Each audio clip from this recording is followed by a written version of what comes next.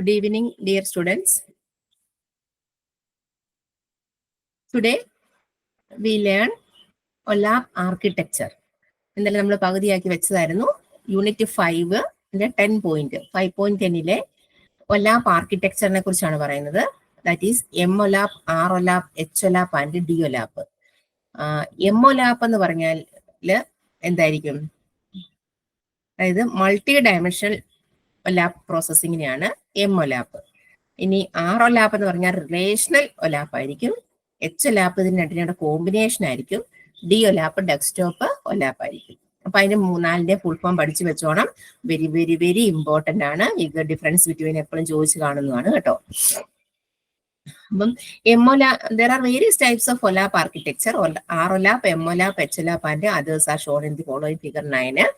Figure out ഒന്ന് നോക്കിയേ. ചുമ്മാ അതിന്റെ ഒരു പിക്ചോറിയൽ ആയിട്ട് റെപ്രസെന്റേഷൻ കൊടുത്തിട്ടുണ്ടെന്നേ ഉള്ളൂ. ഫസ്റ്റ് വൺ നമുക്ക് ROLAP-ലോട്ട് പോകാം. എന്താണ് ROLAP ആർക്കിടെക്ചർ? അതായത് റിലേഷണൽ ഓൺലൈൻ അനലിറ്റിക്കൽ പ്രോസസ്സിങ്ങിനെയാണ് നമ്മൾ ROLAP എന്ന് പറയുന്നത്. റിലേഷണൽ ഡാറ്റാബേസ് ആയിരിക്കും. അപ്പോൾ അവിടെ നമുക്കറിയാം is an application based on relational DBMS ആയിരിക്കും. It performs dynamic multi-dimensional analysis of data stored on a relational database. Architecture is like a 3-tier. ഇതിന്റെ ആർക്കിടെക്ചർ എന്ന് പറഞ്ഞാൽ 3 ടയർ ആയിരിക്കും. നമ്മൾ ഫസ്റ്റ് എന്താണ് 1 ടയർ, 2 ടയർ, 3 ടയർ എന്ന് പറഞ്ഞതാ അല്ലെ. അപ്പൊ there are 3 components: front end, back end, then server. അങ്ങനെ 3 കമ്പോണൻസ് കാണും. ഫ്രണ്ട് എൻഡ് എന്ന് പറയുന്നത് എപ്പോഴും ഏതായിരിക്കും? യൂസർ ഇന്റർഫേസ് ആയിരിക്കും. നമ്മൾ യൂസ് ചെയ്യുന്ന ഇന്റർഫേസ് ഏതോ, അതായത് ആപ്ലിക്കേഷൻ ഫോം ഏതോ അതായിരിക്കും. ഇത് ഏത് വെബ് പേജ് ആണോ അതായിരിക്കും ഏത് ഫ്രണ്ട് എൻഡ്. പിന്നെ ROLAP സെർവർ കാണും. That is metadata request processing engine. അതായത് അങ്ങോട്ടും ഇങ്ങോട്ടും പ്രോസസ് ചെയ്യാനുള്ളത്. പിന്നെ ബാക്ക് എൻഡ് കാണും. അതായത് ബാക്ക് എൻഡ് എപ്പോഴും ഒരു ഡാറ്റാബേസ് സെർവർ ആയിരിക്കുമല്ലോ. അങ്ങനെ 3 കമ്പോണൻസ് കാണും ROLAP ആർക്കിടെക്ചർ. അതായത് ROLAP എന്ന് പറയുന്നത് ROLAP സെർവേഴ്സ്, അതായത് ROLAP servers are placed between relational back end server and client front end tools. എവിടെയായിരിക്കും ഇത് പ്ലേസ് ചെയ്യുന്നത്? ROLAP server relational back end സെർവറിലും ക്ലയന്റിന്റെ ഫ്രണ്ട് എൻഡ് ടൂൾസിലും ഇടയ്ക്കായിരിക്കും ഇത്, ഇൻ ബിറ്റ്വീൻ ആയിരിക്കും ഇത് പ്ലേസ് ചെയ്തിരുന്നത്. അതായത് ഡാഷ്ബോർഡും ഫോമും ഒക്കെ യൂസ് ചെയ്തുകൊണ്ട് നമുക്ക് ഫ്രണ്ട് എൻഡിൽ നിന്ന് നമ്മൾ ചെയ്യുക. അല്ലെങ്കിൽ നമുക്കറിയാം ഡാഷ്ബോർഡ് എന്താണെന്നൊക്കെ നിങ്ങൾക്ക് ഐഡിയ ഉണ്ട് അല്ലെ. ആപ്ലിക്കേഷൻ നമ്മളൊരു ലോഗിൻ ചെയ്തൊരു പേജിലിട്ട് വരെ നമുക്ക് നമ്മുടെ മൈ ഡാഷ്ബോർഡ് കാണും. അല്ലെ അവിടെ നമ്മളൊരു ഫോം ചെയ്യുവാന്ന് ഓർക്കുക. ഇപ്പൊ ഇഗ്നോയിലെ രജിസ്റ്റർ ചെയ്യുന്നൊരു ഫോം ചെയ്യുവാണെങ്കിൽ അത് നമ്മൾ ഫ്രണ്ട് എൻഡിൽ നിന്ന് ചെയ്യുന്നു. നമുക്കൊരു രജിസ്ട്രേഷൻ ഐഡി കൊടുത്ത് നമ്മൾ ഇഗ്നോയുടെ സൈറ്റിൽ കയറി ചെയ്യുന്നത് നോക്കുക. അപ്പൊ റിപ്പോർട്ടൊക്കെ നമുക്ക് അവിടെ നിന്ന് വ്യൂ ചെയ്യാൻ പറ്റും. നമ്മുടെ പ്രൊഫൈലൊക്കെ നമുക്ക് വ്യൂ ചെയ്യാൻ പറ്റും. അല്ലെങ്കിൽ നമ്മൾ എന്താ എക്സാം ഫോമിന് അപ്ലൈ ചെയ്തിട്ടുണ്ടെങ്കിൽ അത് വ്യൂ ചെയ്യാം.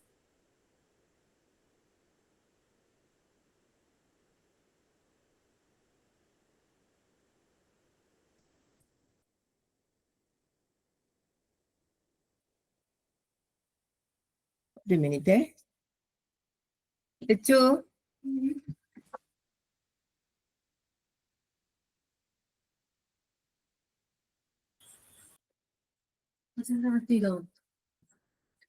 ഓക്കെ, നമുക്ക് എനിക്കിവിടെ നല്ല മഴയും ഇടിയും ആയതുകൊണ്ട് കറണ്ട് പ്രശ്നമുണ്ട്. അതുകൊണ്ട് ഇപ്പൊ കറണ്ട് പോയി നെറ്റ് കട്ടായി പോയതാണ്. ഞാനുണ്ട് ഫോണൊന്ന് ഷെയർ ചെയ്യുമായിരുന്നു. വൈഫൈ കട്ടായി പോവാ കറണ്ട് പോകുമ്പോൾ. അതുപോലെ ഭയങ്കര ഇടിയും മഴയല്ലായിരുന്നു. നമുക്ക് ഓക്കെ കണ്ടിന്യൂ ചെയ്യാം. ഞാൻ പറയുന്നത് കേൾക്കുന്നുണ്ടല്ലോ?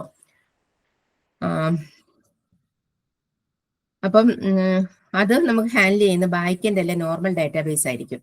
ഏത് ഡാഷ്ബോർഡും ഫോമും യൂസ് ചെയ്ത് ഫ്രണ്ടിൽ നിന്ന് റിപ്പോർട്ടൊക്കെ വ്യൂ ചെയ്യാൻ പറ്റും. അത് ഹാൻഡിൽ ചെയ്യുന്ന ബാക്ക് എൻഡ് നോർമൽ ഡാറ്റാബേസ് ആയിരിക്കും ഏത് അത് ഹാൻഡിൽ ചെയ്യുന്നത്. ഒന്നുകൂടെ കണക്ഷൻ ഒന്ന് മാറ്റുവാണ്.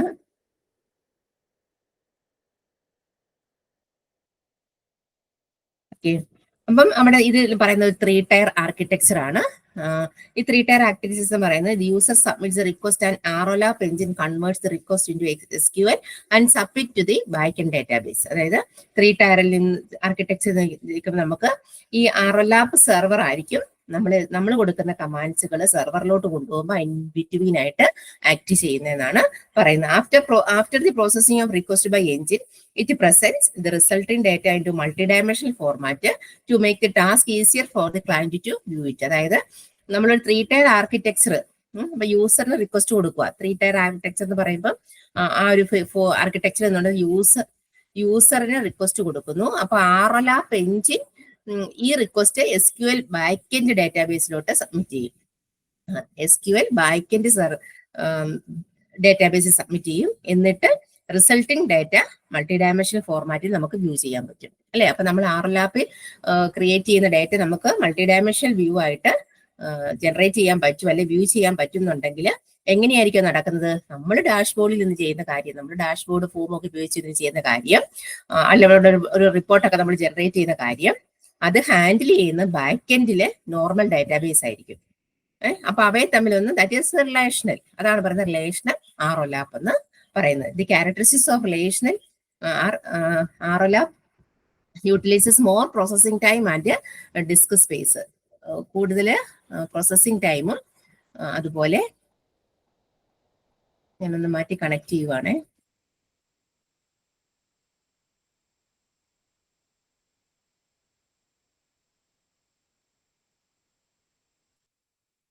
അതായത് കൂടുതൽ പ്രോസസ്സിംഗ് ടൈമും ഡിസ്ക് സ്പേസും ഏതിന് ആവശ്യമാണ്? RLAPന് ആവശ്യമാണ് കൂടുതൽ പ്രോസസ്സിംഗ് ടൈമും ഡിസ്ക് സ്പേസും. പിന്നെ RLAP enables and supports larger user groups in the distributed environment. അതായത് ഡിസ്ട്രിബ്യൂട്ടഡ് എൻവയോൺമെന്റിൽ RLAP ലാർജ് ഗ്രൂപ്പിനെയൊക്കെ സപ്പോർട്ട് ചെയ്യുകയും പ്രവർത്തനങ്ങളൊക്കെ വലിയ എന്തായിരിക്കും എനേബിൾ ചെയ്യുകയും ചെയ്യുന്നു. പിന്നെ RLAP process complex queries utilize the greater amounts of data. അതായത് ലാർജ് എമൗണ്ട് ഓഫ് ഡാറ്റ ഉപയോഗിച്ചുകൊണ്ട് കോംപ്ലക്സ് ക്വറിയൊക്കെ പ്രോസസ് ചെയ്യാൻ RLAPന് പറ്റും. റിലേഷണൽ ഓൺലൈൻ അനലിറ്റിക്കൽ പ്രോസസ്സിങ്ങിന് പറ്റും എന്നാണ് പറയുന്നത്. ഫിഗറോട് ജസ്റ്റ് നോക്കൂ. RLAP products include MetaCube by Stanford Technology Group, Red Brick Warehouse by Red Brick Systems. അതൊക്കെ ഏത് സിസ്റ്റംസ് ആണെന്നാണ് ഇവിടെ പറയുന്നത്. അപ്പൊ RLAP എന്താണെന്ന് നോട്ട് ചെയ്ത് വെക്കുക. നെക്സ്റ്റ് MLAP, അതിന്റെ ഫംഗ്ഷൻ എങ്ങനെയാണ് യൂസ് ചെയ്യുന്നത് നമുക്ക് നോക്കാം. MLAP എന്ന് പറയുമ്പം multi dimensional online analytical processing. Multi dimension പറയാം അറേ ബേസ്ഡ് ആയിരിക്കും ഡാറ്റ സ്റ്റോർ ചെയ്ത് വെക്കുന്നത്. 2 ഡയമെൻഷണൽ അറേ അല്ല, മൾട്ടി ഡയമെൻഷണൽ അറേ ആയിരിക്കും അവിടെ വരുന്നത് അല്ലേ. MLAP stands for multi dimensional online analytical processing. It processes the data using the multidimensional cube using various combinations. Since the data is stored in multidimensional structure, MLAP engine uses the pre-computer or pre-stored information. എന്തായിരിക്കും അവിടെ പറയുന്നത്? Data അവിടെ process ചെയ്യുന്നത് multi dimensional ക്യൂബിലുള്ള ഡേറ്റയെ പല multi dimensional cube. നമ്മൾ ഇന്നലെ cube എന്താണെന്ന് പറഞ്ഞു. രണ്ട് ഫേസ് അല്ല ഒരു ക്യൂബിന് വരുന്ന, രണ്ടാണെങ്കിൽ നമുക്ക് റോയും കോളൊന്നും പറഞ്ഞ് പറയാൻ പറ്റും അല്ലെ. അതായത് 2 ഡയമെൻഷണൽ അറേ എന്ന് പറയാൻ പറ്റും. ഇത് അങ്ങനെയല്ല, രണ്ടിൽ കൂടുതൽ ഡയമെൻഷൻ വരുന്നുണ്ട്. മൾട്ടി ഡയമെൻഷണൽ അറേയെ പ്രോസസ് ചെയ്യാൻ വേണ്ടി യൂസ് ചെയ്യുന്ന ടൈപ്പ് ഓഫ് ലാപ്പിന്റെ ഓൺലൈൻ അനലിറ്റിക്കൽ പ്രോസസ്സിന്റെ ആർക്കിടെക്ചർ.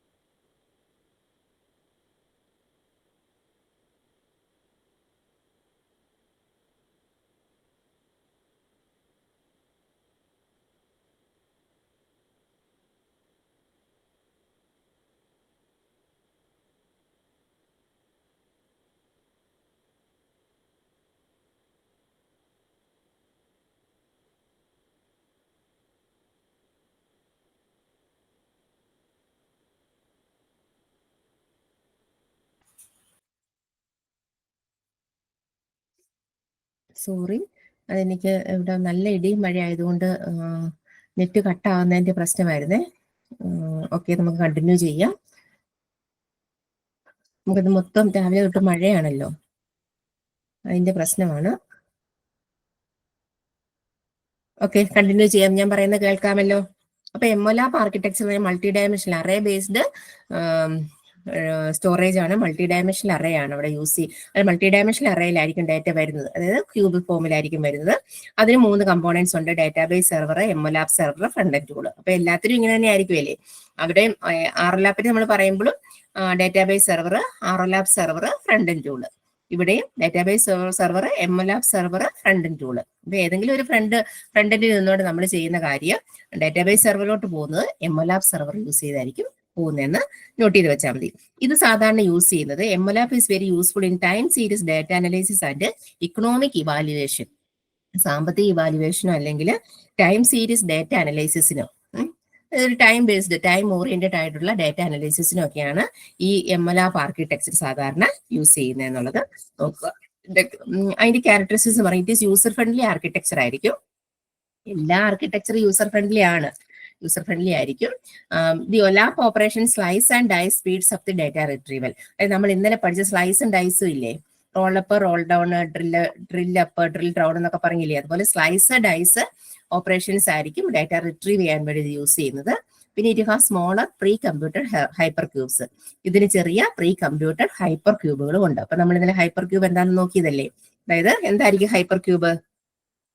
എന്നിട്ട് അതിനകത്ത് ഹൈപ്പർ ക്യൂബ് പറഞ്ഞതല്ലേ, അതായത് ഒലാപ്പ് ക്യൂബുകൾ തന്നെയാണ് ഹൈപ്പർ ക്യൂബ് എന്ന് പറയും നമ്മൾ പറഞ്ഞു അല്ലേ. അതായത് എന്താ, multi dimensional array of data, multi dimensional data സെറ്റിനെയാണ് നമ്മൾ ഹൈപ്പർ ക്യൂബ് എന്ന് പറയുന്നത്. അതായത് അത് തന്നെയാണ് ഇത് യൂസ് ചെയ്യുന്നത്. അപ്പൊ എംഒലാപ്പിനെ കുറിച്ച് ഐഡിയ ആയില്ലേ. നെക്സ്റ്റ് എച്ച്ഒലാപ്പ്. എച്ച്ഒലാപ്പ് എന്ന് പറഞ്ഞാൽ നമ്മൾ ഹൈബ്രിഡ് ഓൺലൈൻ അനലിറ്റിക്കൽ പ്രോസസ്സിനെയാണ് എച്ച്ഒലാപ്പ് എന്ന് പറയുന്നത്. Hybrid means both of the അല്ലെ. എപ്പോഴും നമ്മൾ പറയാറുണ്ട് ഹൈബ്രിഡ് കണക്ഷൻ എന്ന് പറയുന്നത് നമുക്കറിയാം, രണ്ടെണ്ണത്തിന്റെ കോമ്പിനേഷനാണ് നമ്മൾ ഹൈബ്രിഡ് എന്ന് പറയുന്നത്. അപ്പം 2 ഫംഗ്ഷൻസും ഈ ഒരു ആർക്കിടെക്ചർ യൂസ് ചെയ്തുകൊണ്ട് ചെയ്യാൻ പറ്റും. It is a hybrid of ROLAP and MOLAP technologies. It connects both dimensions together in one architecture. It stores the intermediate or part of the data in ROLAP and MOLAP. Depending on the query request, it accesses the databases. It stores the relational tables in ROLAP structure, and the data requires multidimensional views stored and processed using an MOLAP architecture. അതായത് ഇപ്പം നമുക്കിത് പറയാൻ പറ്റും, ഇത് 2 functions ഇവിടെ നടക്കുന്നതാണ് നമ്മൾ എച്ച്ഒലാപ്പ് എന്ന് പറയുന്നത്. അതായത് നമ്മൾ എന്താ പറഞ്ഞത്, ഒരു എംഒലാപ്പ് എന്ന് പറയുന്നത് ഇപ്പം മൾട്ടി ഡയമെൻഷനിൽ എടുക്കുന്നു. അതായത് നമുക്കൊരു എക്കണോമിക് ഇവാലുവേഷൻ ഒക്കെ ഐഡന്റിഫൈ ചെയ്യാൻ എന്ന് പറഞ്ഞാൽ, ഇപ്പോൾ ഒരു റീറ്റെയിൽ കമ്പനി നമ്മൾ എടുക്കുവാണെങ്കിൽ റീറ്റെയിൽ കമ്പനിയിൽ സെയിൽസ് ഡാറ്റ എങ്ങനെ പോകുന്നു, ഒരു റീറ്റെയിൽ കമ്പനിയിൽ സെയിൽസ് ഡാറ്റ അനലൈസ് ചെയ്യുവാണെങ്കിൽ, എംഒലാപ്പ് ആണെങ്കിൽ റീജിയൻ തിരിച്ചുള്ള മന്ത്ലി സെയിൽസ്, റീജിയൻ അപ്പൊ ഏതെങ്കിലും റീജിയൻ തിരിച്ച്, അപ്പം അങ്ങനെ ഒരു മന്ത്ലി സെയിൽസ്, അതായത് stored in a queue for quick comparisons across region, ആ റീജിയനിൽ ആ മേഖലയിൽ ആ ഡേറ്റ എത്രമാത്രം സെയിൽ ചെയ്ത് പോയി എന്നേ നോക്കുന്നുള്ളൂ. ഏതായിരിക്കും എംഒലാപ്പ് ആണെങ്കിൽ. ആർഒലാപ്പ് ആണെങ്കിൽ ഡീറ്റെയിൽഡ് സെയിൽസ് ഓഫ് ട്രാൻസാക്ഷൻസും അതുപോലെ കസ്റ്റമർ ഇൻഫോർമേഷൻസും പ്രോഡക്റ്റ് ഡീറ്റെയിൽസും എല്ലാം റിലേഷൻ ഡാറ്റാബേസ് സ്റ്റോർ ചെയ്ത് വെക്കുന്നുണ്ട്. അപ്പൊ ഇതുമൂലം കസ്റ്റമറിന്റെ ബിഹേവിയറും ട്രെൻഡും ഒക്കെ മനസ്സിലാക്കിക്കൊണ്ടായിരിക്കും അത് യൂസ് ചെയ്യുന്നത്. അതായത് അപ്പൊ നമ്മൾ എച്ച്ഒലാപ്പ് ആർക്കിടെക്ചർ ആണ് നമ്മളൊരു ബിസിനസ്സിൽ നമ്മളൊരു കാര്യം കമ്പ്യൂട്ടറൈസ് ചെയ്ത ഡാറ്റ അവിടെ സ്റ്റോർ ചെയ്തിട്ടുണ്ടെങ്കിൽ അവിടെ എച്ച്ഒലാപ്പ് എന്ന് പറയുന്നത്, അതായത് ഹൈബ്രിഡ് ഓൺലൈൻ അനലിറ്റിക്കൽ പ്രോസസ് ആണ് അവിടെ യൂസ് ചെയ്യുന്നെങ്കിൽ നമുക്ക് 2 ഫംഗ്ഷൻസ് അവിടെ യൂസ് ചെയ്യാൻ പറ്റും. അതായത് ആർഒലാപ്പും എംഒലാപ്പും. ആർഒലാപ്പ് എന്ന് പറയുമ്പോൾ നമുക്ക് മന്ത്ലി വൈസ് സെയിൽസ് മാത്രമേ നമ്മൾ നോക്കുന്നുള്ളെങ്കിൽ അത് മന്ത്ലി വൈസ് സെയിൽസിന്റെ ഒരു റീജിയനിൽ എങ്ങനെ സെയിൽ ചെയ്തു പോയെന്ന് മാത്രം നോക്കുന്നു. അവിടെ ആർഒലാപ്പ് വെച്ചിട്ടുണ്ടെങ്കിൽ നമുക്ക് ആ റീജിയണിൽ ഏത് ഡേറ്റയാണ് പോയിരിക്കുന്നത്, ആ ഡേറ്റയുടെ നേച്ചർ, അതായത് ഇപ്പൊ നമ്മൾ എന്തെങ്കിലും സാധനം വിൽക്കുന്നതാണെങ്കിൽ കസ്റ്റമറിന്റെ ബിഹേവിയർ അനുസരിച്ച് ട്രെൻഡിനനുസരിച്ച് ഇന്ന് വിപണിയിൽ എല്ലാ കാര്യങ്ങളും മാറിക്കൊണ്ടിരിക്കുമല്ലേ, അതനുസരിച്ച് അങ്ങനെ നമുക്ക് ഐഡന്റിഫൈ ചെയ്യാൻ പറ്റും. അങ്ങനെ ബിസിനസിന്റെ ഇംപ്രൂവ്മെന്റ്സ് ഒക്കെ കൂട്ടാൻ പറ്റും.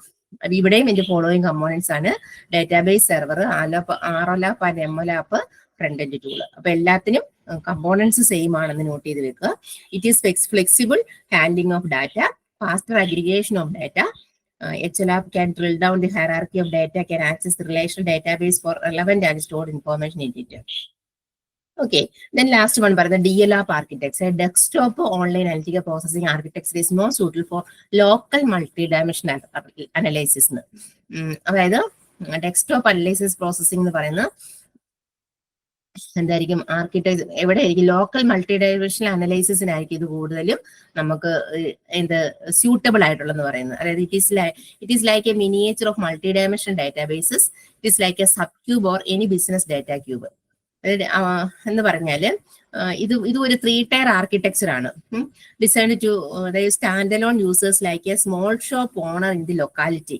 അതായത് ചെറിയ ഷോപ്പ് ഓണർക്ക് അങ്ങനെ പോലെ ഉപയോക്താക്കൾക്ക് ആയിട്ട് ഡിസൈൻ ചെയ്തിരിക്കുന്ന ഒരു ആർക്കിടെക്ചറാണ് DL app.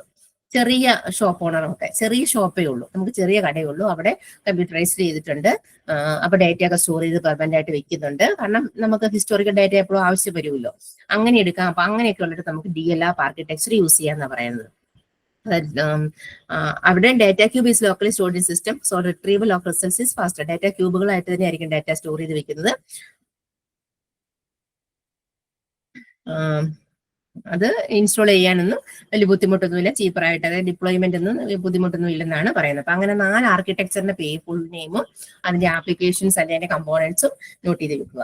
Next 5.11 online transaction processing. Online transaction processing enables real-time execution of large number of database transactions by large number of people, typically over the internet. അത് ആണല്ലോ സെന്റൻസ് നമുക്ക് കാര്യം റിയൽ ടൈം എക്സിക്യൂഷൻ ആണ്. Online എന്ന് പറയുന്നത് നമുക്കറിയാം നമ്മൾ real ടൈമിൽ നടത്തുന്ന കാര്യമാണ്. Large number of database transactions of large number of people. ഇന്നിപ്പോ നമുക്കറിയാം ഒരുപാട് കാര്യങ്ങൾ നമ്മളെല്ലാം ഡിജിറ്റലായിട്ടാണ് ചെയ്യുന്നത് അല്ലെ. മണിയുടെ ഇടപാടുകളെല്ലാം ഡിജിറ്റലാണ്, അല്ലെങ്കിൽ സെയിലുകളെല്ലാം ഡിജിറ്റലാണ്. ആ ഒരു പെർഫോമൻസിൽ അപ്പൊ ടിപ്പിക്കലി നമുക്ക് ഏതാണ് ഇന്റർനെറ്റിന്റെ ആവശ്യം വരും. A database transaction is A change, insertion, deletion or query of data in a database. OLTP systems drive many the financial transactions we make every day. അതല്ലേ OLTP സിസ്റ്റം യൂസ് ചെയ്തുകൊണ്ട് ഒരുപാട് ഫിനാൻഷ്യൽ ട്രാൻസാക്ഷൻസ് നമുക്ക് നടത്തുന്നുണ്ട്. അതായത് നമ്മൾ എന്തെങ്കിലും അതായത് നമുക്ക് ഈ ഒരു ഡേറ്റാബേസ് ട്രാൻസാക്ഷൻ ചേഞ്ച് ചെയ്യാനോ ഇൻസേർട്ട് ചെയ്യാനോ ഡിലീറ്റ് ചെയ്യാനോ അങ്ങനെ ഒരുപാട് കാര്യങ്ങൾ ഫിനാൻഷ്യലി നമ്മൾ നടത്തുന്നുണ്ട്, including online banking and ATM transactions, E commerce and in store purchases, hotel and airline bookings, name very few അല്ലെ. ഒരുപാട് നമ്മളിപ്പോൾ എവിടെ ചെന്നാലും നമുക്കറിയാം ഈ ഒരു ഓൺലൈൻ ട്രാൻസാക്ഷൻ ആണ് നടത്തുന്നത് എന്നുള്ളത്. In these cases database transactions also remains record of corresponding financial transaction അല്ലെ. അപ്പൊ ഈ ഡേറ്റാബേസുകളെല്ലാം നമ്മൾ നടത്തുന്ന ഓൺലൈൻ ട്രാൻസാക്ഷന്റെ ഒരു റെക്കോർഡ് സൂക്ഷിച്ചു വെക്കും. വേണമല്ലോ, നമുക്ക് ഹിസ്റ്റോറിക്കൽ ഡാറ്റ വേണമല്ലോ. OLTP can drive non-financial database exchange, include password changes and text message. അതുപോലെ ഓൺലൈൻ ട്രാൻസാക്ഷൻ പ്രോസസ്സിങ് ഫിനാൻഷ്യൽ ആയിട്ടുള്ള അല്ലാത്ത നോൺ ഫിനാൻഷ്യൽ ഡാറ്റാബേസോടെ ഹാൻഡിൽ ചെയ്യുന്നുണ്ട്. അതായത് പാസ്വേഡ് ചേഞ്ചസും ടെക്സ്റ്റ് മെസ്സേജുകളും ഒക്കെ സ്റ്റോർ ചെയ്ത് വെക്കുന്നുണ്ടെന്നാണ് പറയുന്നത്. എക്സാമ്പിൾസ് ഓഫ് OLTP സിസ്റ്റംസ് ആ ATM മെഷീൻ എല്ലാവർക്കും അറിയാം, ഓട്ടോമാറ്റിക് ടെല്ലർ മെഷീന്, CDM കാണും, അല്ലെ credit card payment processing, order entry, online booking, record keeping. ഇതെല്ലാം എഴുതി വരും, എക്സാമ്പിൾസ് ആയിട്ട് നമുക്ക് പറയാൻ പറ്റും. ഇതെല്ലാം എക്സാമ്പിൾസ് ആയിട്ട് നോട്ട് ചെയ്ത് വെക്കുക. Characteristics of OLTP system.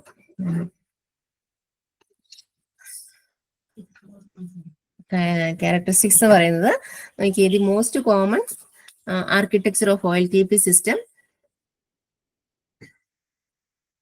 that uses transactional data is a 3-tier architecture that typically consists of presentation layer, a business logic tier, and a database store tier. The presentation tier is in the front end where the transaction originates via a human insertion or system generator. അതായത് അതിന്റെ ക്യാരക്ടറിസ്റ്റിക്സ് നമുക്ക് main characteristics നോക്കാം എന്തൊക്കെയാന്നുള്ളത്. പക്ഷെ ACID one compliance, concurrency, sale, availability, high throughput and short response time, reliability. ഒരു തവണ acid complaints എന്താണെന്ന് ചോദിച്ചതാ. what you mean by acid complaints in OLTP system. അപ്പൊ നമ്മൾ ആസിഡ് പ്രോപ്പർട്ടി എന്നൊക്കെ പറയും, നമ്മൾ പണ്ട് ചെറിയ ക്ലാസ് പഠിച്ചിട്ടുണ്ട് അല്ലെ. Atomicity, consistence, isolation, durable. ആ പേര് തന്നെയാണ് ഇവിടെ ആസിഡിന്റെ ഫുൾ ഫോം വരുന്നത്. നമുക്ക് നോക്കാം. Main components of online transaction processing systems are acid compliance. എന്താണ് ആസിഡ് കംപ്ലൈൻസ് എന്ന് പറഞ്ഞാൽ, OLTP system must ensure that എന്റെ ട്രാൻസാക്ഷൻ ഇസ് റെക്കോർഡ് കറക്റ്റ്ലി, അല്ലേ? അതായത് നമ്മൾ ഒരു OLTP സിസ്റ്റം നമ്മൾ ഉറപ്പിക്കണം, അതായത് എല്ലാ ട്രാൻസാക്ഷൻസും അത് പെർമനന്റ് ആയിട്ട് റെക്കോർഡ് ചെയ്യുന്നുണ്ടെന്ന്. Transaction is usually an execution of a program that may require the execution of multiple steps of operations. അതായത് അവിടെ ഒരു ട്രാൻസാക്ഷൻ എന്ന് പറയുന്നത് എക്സിക്യൂഷൻ ഓഫ് മൾട്ടിപ്പിൾ സ്റ്റെപ്പുകൾ കാണും ഒരു operation. It may become complete when all parties involved acknowledgement ഇത് transaction. അതായത് നമുക്കറിയാം, നമ്മളൊരു ചെറിയ ഗൂഗിൾ പേ നടത്തിയാൽ പോലും നമുക്ക് അതിന്റെ അക്നോളജ്മെന്റ് കിട്ടും, അല്ലെ? നമുക്ക് അവർക്ക് സെൻഡ് ചെയ്തെന്ന് കാണിക്കാൻ നമുക്കൊരു ഹിസ്റ്ററി കിട്ടുന്നുണ്ട്. അപ്പം when the products or services are delivered, when certain number of updates are made to specific tables of in a database. അപ്പൊ ഇങ്ങനെ വരുന്ന എല്ലാം എന്തായിരിക്കും, അപ്ഡേറ്റോ ഡിലീഷനോ അങ്ങനെയുള്ളതെല്ലാം ആ ഡേറ്റാബേസിൽ ഓട്ടോമാറ്റിക്കലി സ്റ്റോർ ചെയ്ത് വെക്കണം. Transaction is record correctly only if the steps involved is executed and recorded. If there is any error in any steps, entire transaction must be aborted and all the steps must be deleted from the system. അല്ലെ, എന്തെങ്കിലും error വന്നാൽ ആ entire transaction abort ചെയ്തിട്ട് ആ step അതിൽ നിന്നും delete ചെയ്ത് പോകണം. Thus, OLTP system must comply with the atomic ആയിരിക്കണം. Consistency, isolated, durable properties to ensure the accuracy of data in the system. അതാണ് പറയുന്നത് OLTP system with atomic ആയിരിക്കണമെന്ന്. എന്ന് പറഞ്ഞാൽ ഹൈ വോളിയം ഓഫ് ട്രാൻസാക്ഷൻസ് ആയിരിക്കും ഹാൻഡിൽ ചെയ്യുന്നതിനാണ് നമ്മൾ ആസിഡ് പ്രോപ്പർട്ടി എസെൻഷ്യൽ ആണെന്ന് പറയുന്നത്. High volume of data transaction നടക്കുന്നത് കൊണ്ട്, അല്ലെങ്കിൽ ഹാൻഡിൽ ചെയ്യുന്നതുകൊണ്ട് ആസിഡ് പ്രോപ്പർട്ടി എസെൻഷ്യൽ ആണെന്ന് പറയുന്നത്. നമുക്ക് ഫസ്റ്റ് പോയി നോക്കാം എന്താണ് ആറ്റോമിക് എന്ന് പറഞ്ഞാൽ. അതായത് atomicity controls guarantee that all the steps in a transaction is completely successful in a group. That is, if any steps between the transaction fail, all steps must be also fail or revert. അല്ലെ, നമ്മളിങ്ങനെ ചെയ്ത് വരുക, നമ്മൾ നോർത്താണ്, നമ്മൾ Google പേ ചെയ്യുവാണല്ലോ നോർത്താണ്, നമ്മളിങ്ങനെ ചെയ്ത് വരുന്നതിനിടയ്ക്ക് പല പല സ്റ്റെപ്സും കംപ്ലീറ്റ് ചെയ്ത് പോയി. പക്ഷെ ലാസ്റ്റ് നമ്മൾ സീക്രട്ട് നമ്പർ കൊടുത്തിട്ട് ടിക്ക് മാർക്കിലോട്ട് പ്രസ് ചെയ്തപ്പോഴായിരിക്കും നമുക്ക് എൻ്റെ ട്രാൻസാക്ഷൻ ഫെയിൽ എന്ന് കാണിച്ചത്. അപ്പൊ എന്ത് ചെയ്യും? Successful completion of transaction is called commit. The failure of a transaction is called abort. അല്ലെ, എന്നാൽ നമുക്കത് ഓട്ടോമാറ്റിക്കലി അത് കിട്ടാതെ വന്നു. അതായത് ട്രാൻസാക്ഷന് അറ്റോമിക് എന്ന് പറഞ്ഞാൽ ട്രാൻസാക്ഷൻ ഒരു അവിഭാജ്യ യൂണിറ്റ് ആയിട്ട് നമ്മൾ കണ്ടുപിടിക്കണം. ട്രാൻസാക്ഷന് അറ്റോമിക് ആയിരിക്കും എന്ന് പറയുന്നത്, അതിന് മെയിൻ കമ്പോണന്റ് ആയിട്ട് കണ്ടുവെക്കണം. ദെൻ നെക്സ്റ്റ് പറയുന്നത് കൺസിസ്റ്റന്റ്. കൺസിസ്റ്റന്റ് എന്ന് പറയാൻ ട്രാൻസാക്ഷൻ ഒരു സ്റ്റേറ്റിൽ നിന്ന് മറ്റൊരു സ്റ്റേറ്റിലേക്ക് പോകുമ്പോൾ കൺസിസ്റ്റൻസി നിലനിർത്തണം. അതായത് അതിന്റെ ഒരു ഇന്റഗ്രിറ്റി, ആ ഒരു എല്ലാ കൺസിസ്റ്റൻസിയും പ്രിസർവ് ചെയ്തിട്ട് വേണം ഒരു ട്രാൻസാക്ഷൻ ഒരു സ്റ്റേജിൽ നിന്ന് മറ്റൊരു സ്റ്റേജിലോട്ട് പോകാൻ. പിന്നെ ഐസൊലേറ്റഡ് ആയിരിക്കണം എന്ന് പറയുന്നത്, അതായത് ഇത് ട്രാൻസാക്ഷൻ എക്സിക്യൂഷൻ ആ see it were running alone with no other transactions. അതായത് എന്ത് ചെയ്യണം, ഓരോ ട്രാൻസാക്ഷൻസും മറ്റുള്ളവയിൽ നിന്ന് ഒറ്റപ്പെട്ടതായിരിക്കണം നമ്മൾ ചെയ്യുന്നത്. അതായത് ഇത് ഒരേ സമയത്ത് ഇടപാടുകൾ പരസ്പരം ഇടപെടുന്നതിന് തരത്തിൽ ഞാൻ ഒരാൾക്ക് സെൻഡ് ചെയ്യുന്ന അതേ സമയത്ത് തന്നെ വേറൊരാൾ മൈക്ക് സെൻഡ് ചെയ്താൽ രണ്ടുമായിട്ട് ഇൻബോക്സിൽ വരുന്നുണ്ട്, പക്ഷെ ഒരേ സമയത്തുള്ള ഇടപാടുകൾ പരസ്പരം ഞാനും അയാളും തമ്മിലുള്ള ആ ഒരു ഇടപാട് തടഞ്ഞു വെക്കണം. കാരണം നമ്മൾ തമ്മിലല്ല വേറൊരാൾക്കാണ് സെൻഡ് ചെയ്യുന്നതെന്നുള്ളത്. അതാ പറയുന്നത് ഐസോലേറ്റഡ് ആയിരിക്കണം. If a running alone with no other transactions. നമ്മൾ നടത്തുന്ന അതിന്റെ ഇൻബോക്സിൽ പോകുന്നു, ആ സമയത്ത് തന്നെ വേറൊരാളും ആ അക്കൗണ്ടിലോട്ട് ഡേറ്റ ട്രാൻസ്ഫർ ചെയ്യുമ്പോൾ അതും അതിന്റെ അക്കൗണ്ടിലോട്ട് വരുന്നു. അപ്പൊ ആ അക്കൗണ്ടിലോട്ടാണ് നമ്മളും അവരും തമ്മിൽ ചെയ്യുന്നത്, പക്ഷെ അവരും നമ്മളും തമ്മിൽ ഒരു കണക്ഷൻ പറ്റത്തില്ല. ഐസോലേറ്റഡ് ആയിരിക്കണം. ലാസ്റ്റ് വൺ ഡ്യൂറബിൾ ആയിരിക്കണം. അതായത് transaction results will not be lost in failure. അതായത് ഒരിക്കലും ട്രാൻസാക്ഷൻ ചെയ്ത് കഴിഞ്ഞാൽ അത് ഡേറ്റാബേസ് പെർമനന്റ് ആയിട്ട് കാണും. സിസ്റ്റം ഫെയിലർ ആയാലും ട്രാൻസാക്ഷൻ ചെയ്താൽ അതിനകത്ത് പെർമനന്റ് ആയിട്ട് കാണുമല്ലോ. അതുകൊണ്ടാണ് പറഞ്ഞത് ഡ്യൂറബിൾ ആയിരിക്കണം എന്ന് പറയുന്നത്. പിന്നെ കൺകറൻസി എന്ന് പറയുമ്പോൾ controls guarantee of two users access in same data in a database at the same time will not be able to change data. അതായത് കൺകറന്റ് ആയിരിക്കണം. അതായത് നമ്മൾ ഒരേ സമയം, ഞാനിപ്പോ മുമ്പേ പറഞ്ഞ ഐസോലേറ്റഡിന്റെ അതേ സ്റ്റെപ്സ് തന്നെയാണ് കൺകറന്റ് പറയുന്നത്. ഒരേ സമയം രണ്ടുപേര് ഒരേ സിസ്റ്റം യൂസ് ചെയ്യാൻ, അല്ലെങ്കിൽ ഒരേ ഇതിലോട്ട് ഡാറ്റ സെൻഡ് ചെയ്യാൻ നോക്കിയാൽ ഒരിക്കലും അങ്ങോട്ടും ഇങ്ങോട്ടും പരസ്പരം ഡാറ്റ ചേഞ്ച് ചെയ്ത് പോകാതെ കറക്റ്റായിട്ട് ആപ്പ് ഫിനിഷ് ചെയ്ത് വെക്കണം എന്നാണ് കൺകറൻസി പറയുന്നത്. പിന്നെ scale, system must be able to scale up and down instantly to manage transaction. Availability, always available and always ready to accept transactions. എപ്പോഴും നമുക്കത് അവൈലബിളും ആയിരിക്കണം, അക്സെപ്റ്റ് ചെയ്യാനും പറ്റുന്നതായിരിക്കണം. അതായത് 24/7 അവൈലബിൾ ആയിരിക്കണം. അതായത് ട്രാൻസാക്ഷൻ നമ്മൾ എപ്പോൾ എടുത്താലും, പാതിരാത്രിക്ക് എടുത്താലും ആഴ്ച 7 ദിവസവും 24 മണിക്കൂർ മാർക്കിംഗ് ആയിരിക്കണം. High throughput and short response time. അതായത് OLTP system require nanosecond or even short response times to keep enterprise users productive and to meet the growing expectations of customers. അതായത് പെട്ടെന്ന് തന്നെ നമുക്ക് ഹൈ ത്രൂപുട്ട്, അതായത് അതിന് output കിട്ടുകയും ചെയ്യണം, എന്നാൽ നമുക്ക് പെട്ടെന്ന് തന്നെ റെസ്പോൺസ് ടൈമും കിട്ടണം, പിന്നെ റിയലബിൾ ആയിരിക്കണം. അത് ഏറ്റവും വലിയൊരു പോയിന്റ് ആണ്. നമുക്ക് വിശ്വസിക്കാൻ പറ്റിയിരിക്കണം. System typically read and manipulate high selective small amount of data. അപ്പൊ നമുക്കത് റീലബിൾ ആയിരിക്കണം, അതായത് വിശ്വസിക്കാൻ പറ്റണം. പിന്നെ സെക്യൂരിറ്റി, അത് ഇമ്പോർട്ടന്റ് അല്ലേ. നമ്മൾ എന്ത് ആപ്ലിക്കേഷൻ എടുത്താലും അതിന് സെക്യൂരിറ്റി ഒരു മെയിൻ ആസ്പെക്ട് ആണ്, നമുക്കറിയാം. പിന്നെ അതായത് റിക്കവർ ചെയ്തെടുക്കാനും പറ്റണം. ഹാർഡ്വെയറോ സോഫ്റ്റ്വെയറോ ഫെയിൽ ആയി പോയാലും നമുക്കത് റിക്കവർ ചെയ്തെടുക്കാൻ പറ്റണം. അപ്പൊ അത്രയെല്ലാമാണ് ഓൺലൈൻ ട്രാൻസാക്ഷൻ പ്രോസസ്സിങ്. അതായത് നമുക്കറിയാം, എന്താ, നമ്മളിപ്പോ ഒരാൾക്ക് ഗൂഗിൾ പേ വഴി കുറച്ച് രൂപ ക്യാഷ് അയച്ചു കൊടുത്തു, പക്ഷെ നമ്മുടെ അക്കൗണ്ടിൽ നിന്ന് പോയി അതിന്റെ അക്കൗണ്ടിൽ ചെന്നില്ല. അങ്ങനെയൊക്കെ പ്രശ്നങ്ങൾ വരുമ്പോൾ നമുക്ക് എന്താ മെസ്സേജ് വരും? ഇത് റിവേഴ്സ് ട്രാൻസാക്ഷൻ നടക്കും, ഇത്ര ദിവസത്തിനകം റിവേഴ്സ് ട്രാൻസാക്ഷൻ നടക്കും. അതായത് എന്നാൽ നമുക്ക് അങ്ങനെയായിരിക്കും ആ ATM അല്ലെ ആ ബാങ്ക് എന്ന് സെറ്റ് ചെയ്ത് വെച്ചിരിക്കുന്നത്, അല്ലെ? 10 ദിവസത്തിനകം റിവേഴ്സ് ട്രാൻസാക്ഷൻ നടന്നിട്ടും കിട്ടിയില്ലേ, നമ്മൾ ബാങ്കിൽ പോയണ ഒരു കംപ്ലൈന്റ് കൊടുത്താൽ അറിയാം. കാരണം റിവേഴ്സ് ട്രാൻസാക്ഷൻ നടക്കുന്നത് നമ്മൾ ട്രാൻസാക്ഷൻ നടത്തുമ്പോൾ അയാളുടെ എമൗണ്ട് ആ അക്കൗണ്ടിലോട്ട് പോകുന്നതിന് എന്തെങ്കിലും തടസ്സം വരുമ്പോഴത്തേനും, പക്ഷെ നമ്മുടെ അക്കൗണ്ടിൽ നിന്ന് ക്യാഷ് പോയി.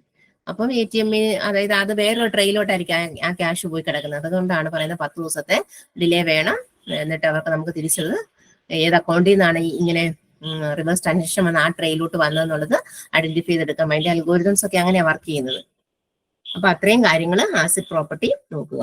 നെക്സ്റ്റ് നമുക്ക് അടുത്ത യൂണിറ്റിലോട്ട് മൂവ് ചെയ്യാം. Unit 6, trends in database data വെയർഹൗസിലെ ട്രെൻഡുകൾ എന്തൊക്കെയാണ്? ഡാറ്റ വെയർഹൗസിലെ ട്രെൻഡുകൾ നെക്സ്റ്റ് ടോപ്പിക്ക് എടുക്കുക.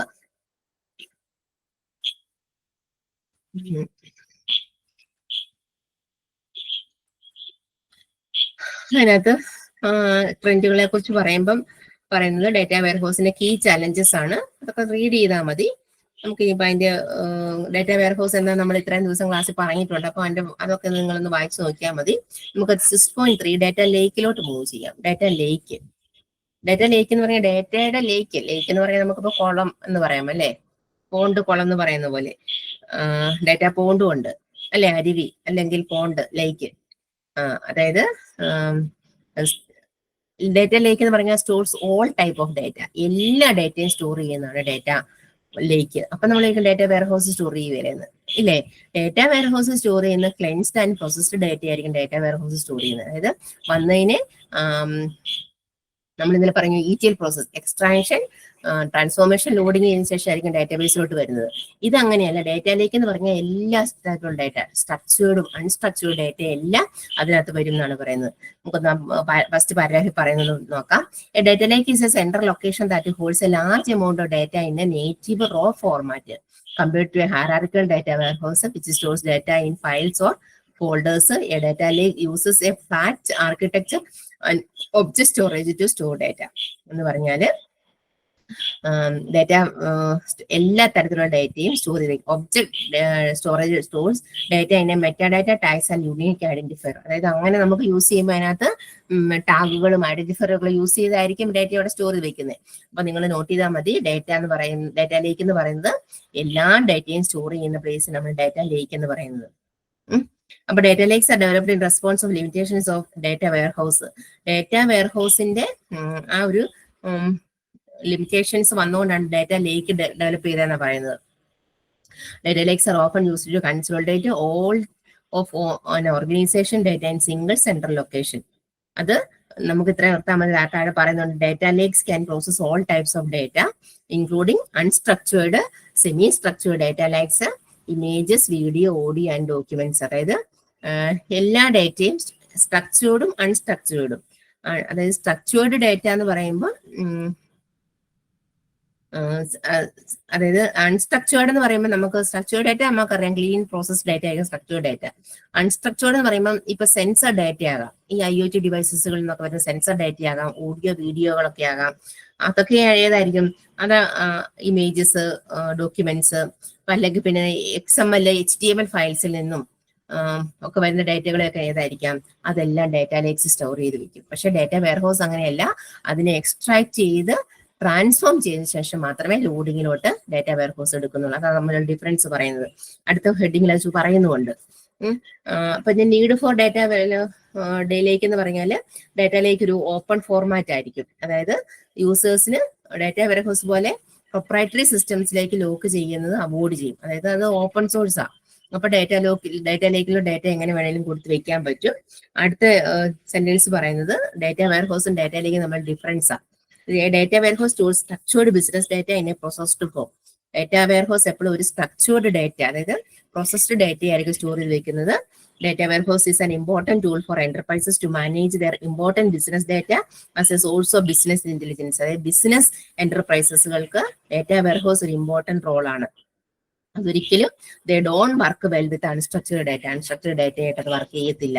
അപ്പൊ ഒരു ടേബിളിൽ കൊടുത്തിരിക്കുന്നത് കണ്ടോ, ആ ടേബിൾ ഇമ്പോർട്ടന്റ് ആണ്. ഡാറ്റ വെയർഹൗസും ഡാറ്റയിലേക്ക് നമ്മൾ ഡിഫറൻസും ഇമ്പോർട്ടന്റ് ആണ്. ശ്രദ്ധിച്ചു നോക്കിയേ, ഇമ്പോർട്ടൻസ് ആയിട്ട് നോട്ട് ചെയ്ത് വെക്കുക. അതായത് ഡാറ്റ വെയർഹൗസ് എന്ന് പറഞ്ഞാൽ structured data from source like transaction systems and operational database. അതായത് ഡാറ്റ വെയർഹൗസ് സ്റ്റോർ ചെയ്യുന്നത് സ്ട്രക്ചേർഡ് ഡാറ്റ ആയിരിക്കും. അതായത് അതിനൊരു ഫോർമാറ്റ് കാണും, പ്രൊസസ്ഡ് ഡാറ്റ ആയിരിക്കും. ഇപ്പൊ ഡേറ്റും ടെക്സ്റ്റും അങ്ങനെയൊക്കെയുള്ള നമുക്കൊരു കറക്റ്റ് ഫോർമാറ്റ് വരുന്ന ഡാറ്റ ആയിരിക്കും ഡാറ്റ വെയർഹൗസ് സ്റ്റോർ ചെയ്യുന്നത്. ഡാറ്റ ലേക്ക് എന്ന് പറയുന്നത് അൺസ്ട്രക്ചേർഡ് ഡാറ്റ ആയിരിക്കും സ്റ്റോർ ചെയ്യുന്നത്. അതായത് XML നിന്നോ അല്ലെങ്കിൽ ഓഡിയോ വീഡിയോയോ സെൻസർ ഡാറ്റയൊക്കെ ആയിരിക്കും സ്റ്റോർ ചെയ്യുന്നത്.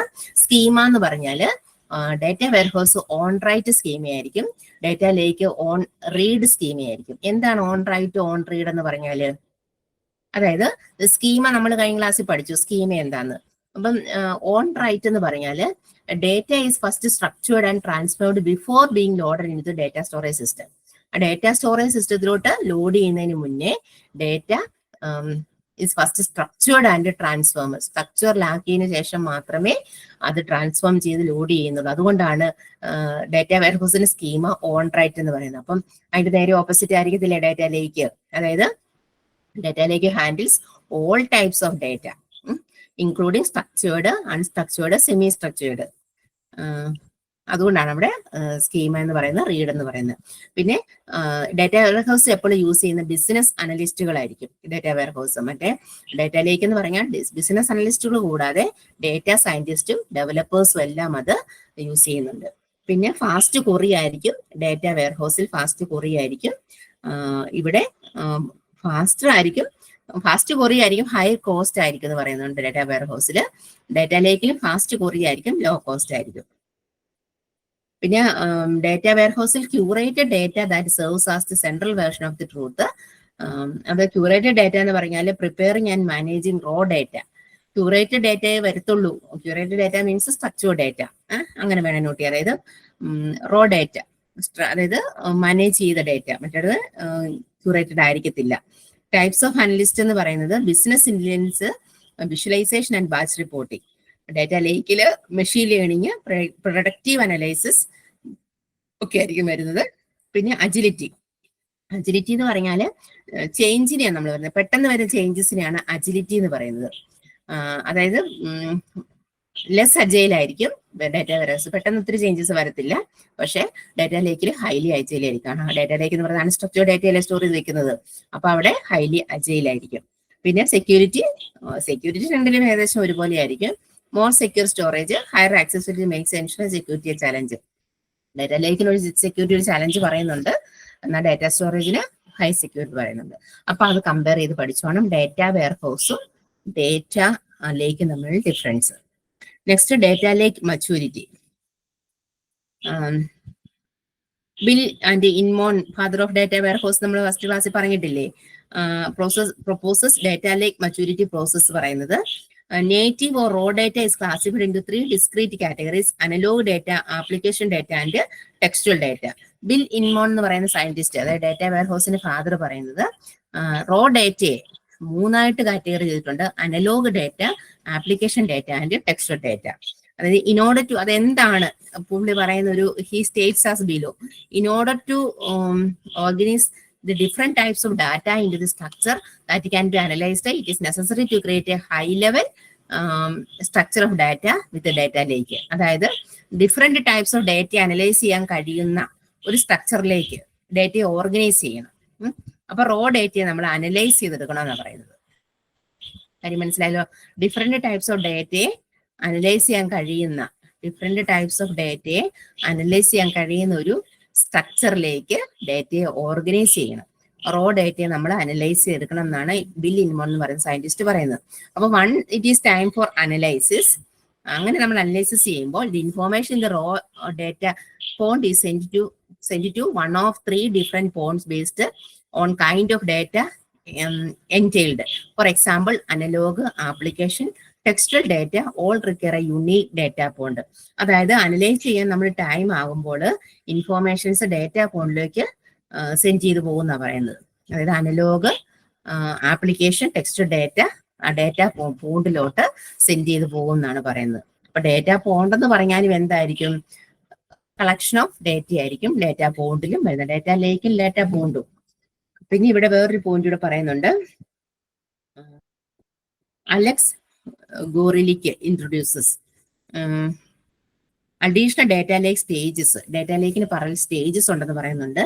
ഡേറ്റ പഡില്, ഡേറ്റ പോണ്ട്, ഡേറ്റ ലേക്ക്, ഡേറ്റ ഓഷ്യൻ. അതായത് നമ്മൾ ഓർത്താൽ നമ്മളിപ്പം വെള്ളം എടുക്കുവാണെങ്കിൽ വെള്ളം നമുക്ക് തോട്ടിലുണ്ട് വെള്ളം, നമ്മൾ ചെറിയ കുളത്തിൽ പോയ വെള്ളമുണ്ട്, അരുവിയിലുണ്ട് വെള്ളം, അല്ലെങ്കിൽ നമ്മൾ ആറ്റിൽ പോയാലുണ്ട്, പിന്നെ കടലിൽ പോകണം അല്ലെ. ഇത്രയും സ്ഥലത്ത് നമുക്ക് വെള്ളം എടുക്കാൻ പറ്റും. വെള്ളം ഇവിടെ എല്ലാം ഉണ്ട് എന്ന് പറഞ്ഞാൽ ഡേറ്റ ഇവിടെ എല്ലാം ഉണ്ട്. അത്രയും ഓർത്താൽ മതി.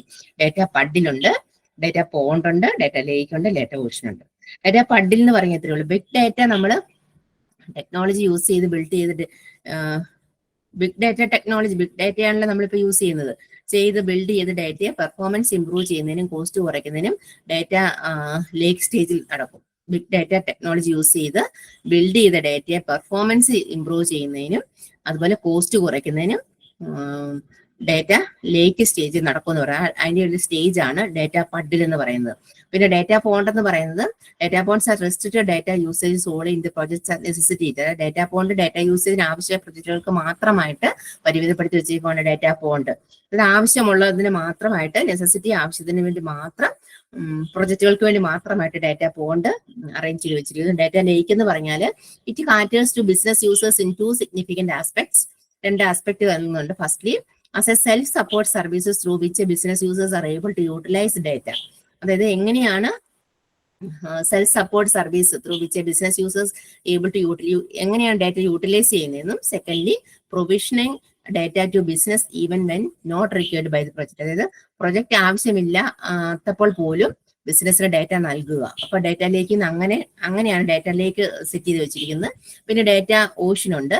Facilitate enterprises wide availability of self service data and data driven decision making. അതായത് സെൽഫ് സർവീസ് ഡേറ്റയുടെയും എന്റർപ്രൈസസ് ഡേറ്റയുടെയും ലഭ്യത ഉറപ്പാക്കാൻ ഡേറ്റ ഓഷ്യനും ഉണ്ട്. അപ്പൊ നമ്മളൊക്കെ ഇതിനകത്തെല്ലാം ഡേറ്റയാണ് നിൽക്കുന്നത്. നമ്മളിപ്പോ പറയില്ല, വെള്ളമാണെങ്കിൽ വെള്ളം അരുവിയിലും തോട്ടിലും കിണറ്റിലും കുളത്തിലും എല്ലാം ഉണ്ടെന്ന് പറഞ്ഞ പോലെ തന്നെ ഈ പറയുന്ന ഈ സ്റ്റേജുകൾ, ഡേറ്റ ലേക്കിന്റെ ഈ സ്റ്റേജ് എന്ന് പറഞ്ഞാൽ 4 സ്റ്റേജ് പറയുന്നുണ്ട്. ഡേറ്റ പഡിലുണ്ട്, ഡേറ്റ പോണ്ട് ഉണ്ട്, ഡേറ്റ ലേക്ക് ഉണ്ട്, ഡേറ്റ ഓഷ്യൻ ഉണ്ട്. അവിടെ ഓരോന്നിനും ഓരോ പർപ്പസ് ഉണ്ടായിരിക്കുന്നതെന്ന് നോട്ട് ചെയ്ത് വെക്കുക. കണ്ടുപോകും.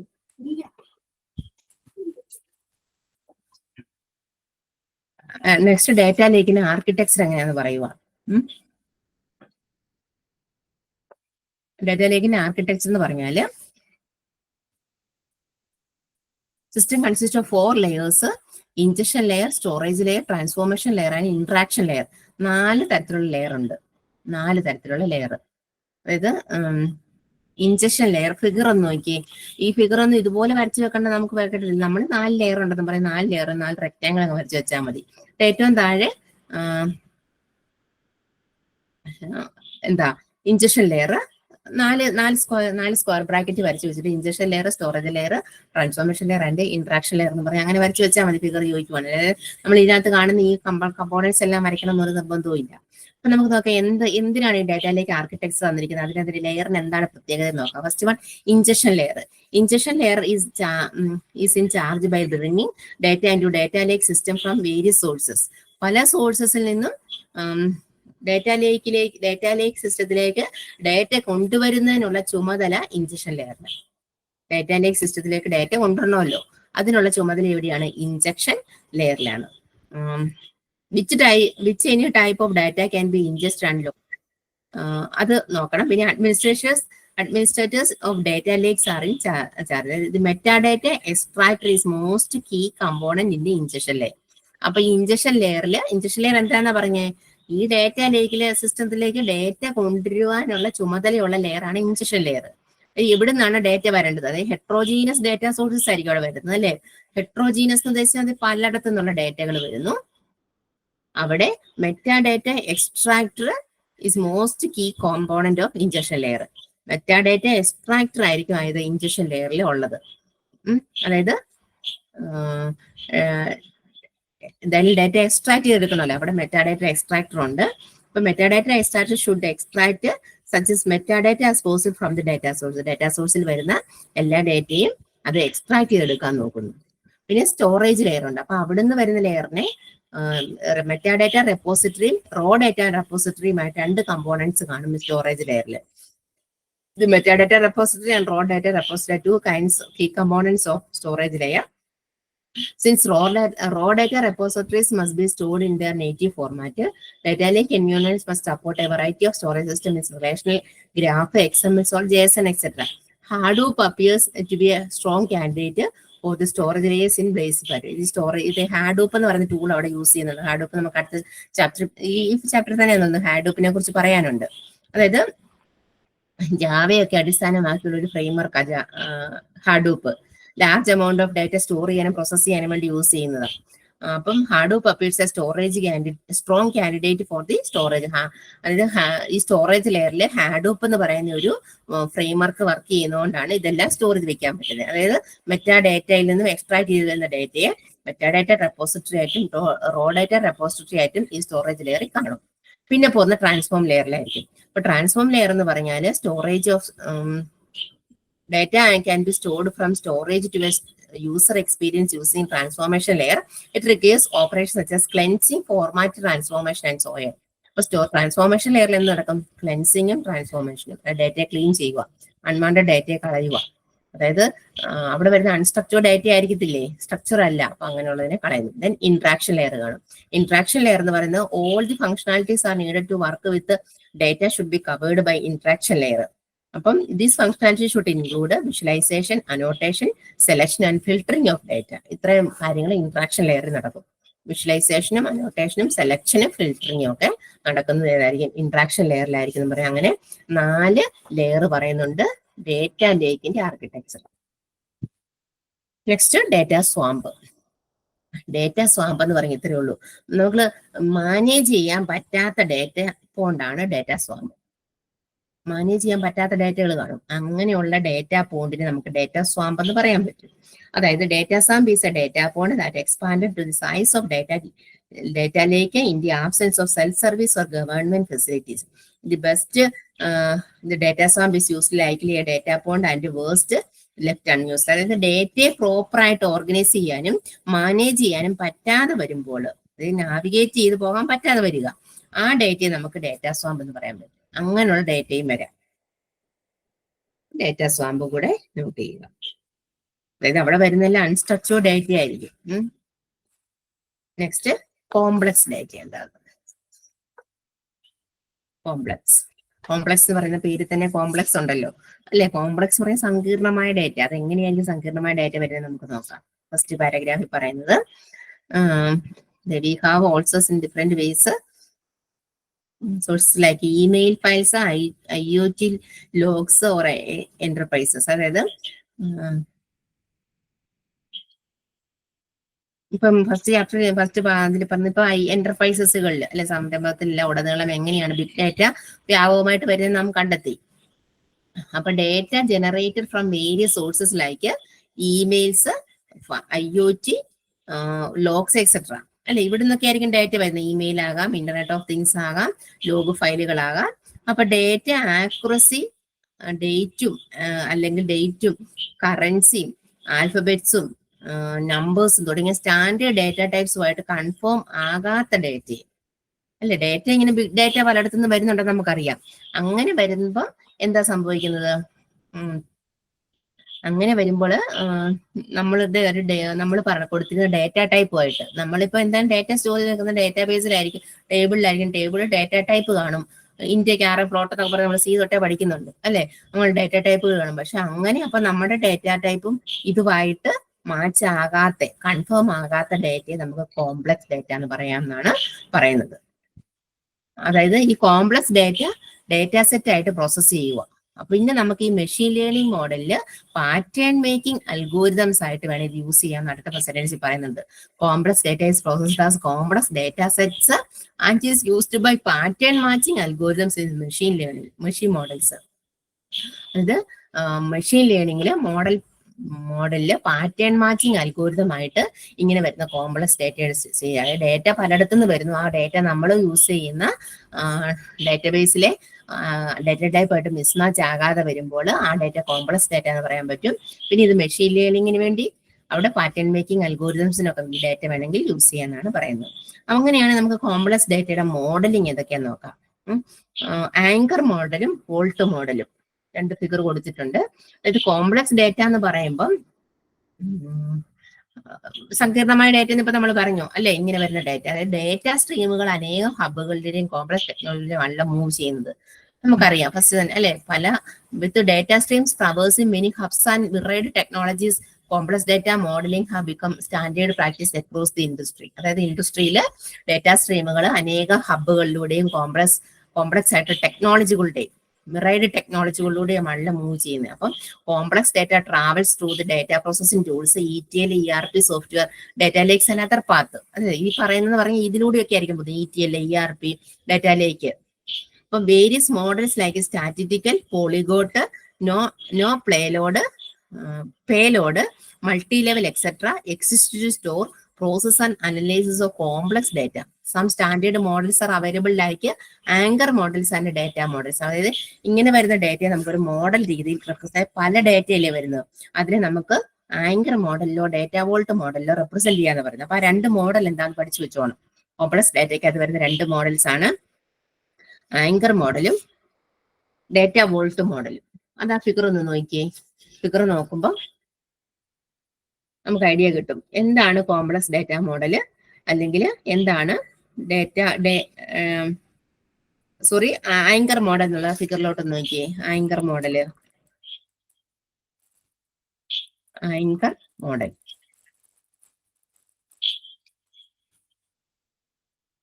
നമ്മളൊരു എൻറ്റിറ്റി റിലേഷൻഷിപ്പ് പോയി അവിടെ കൊടുത്തിരിക്കുന്ന കണ്ടില്ലേ, ER ഡയഗ്രം ഒക്കെ വരയ്ക്കുന്ന ഈ രീതിയിലായിരിക്കും ER ഡയഗ്രം നമ്മൾ വരയ്ക്കുന്നത്.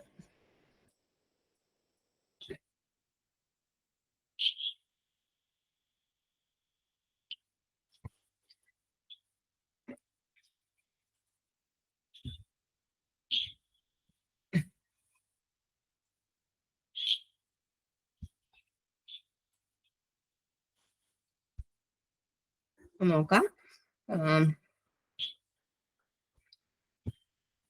ER ഡയഗ്രത്തില് നമുക്ക് എപ്പോഴും ഒരു എൻറ്റിറ്റി കാണും, ഒരു ആട്രിബ്യൂട്ട് കാണും എന്ന് പറയുന്ന പോലെ നമുക്ക് ഇവിടെ ആങ്കർ മോഡൽ നോക്കാം. An example of anchor model is shown in the figure. Anchor model has 4 elements. Anchor model ആയിട്ട് 4 elements വരും. Anchors, attributes, styles, note. ഈ ഫിഗറിൽ നോക്കി ആങ്കർ ഏത് ഷേപ്പിൽ വരും. Anchors are used to model entities and event. എന്റിറ്റീസിനെ ഇവന്റിനെ റെപ്രസെന്റ് ചെയ്യാണ് ആങ്കർ എന്ന് പറയുന്ന ആ ഒരു ഷേപ്പ് കൊടുക്കുന്നതിന്. അതായത് സ്റ്റേജ്, പെർഫോമൻസ്, ആക്ടർ, പ്രോഗ്രാം, ഇത്രയും 4 ആങ്കർ ഉണ്ട് നമ്മുടെ ആ ഫിഗറിൽ. കണ്ടുപിടിച്ചോ?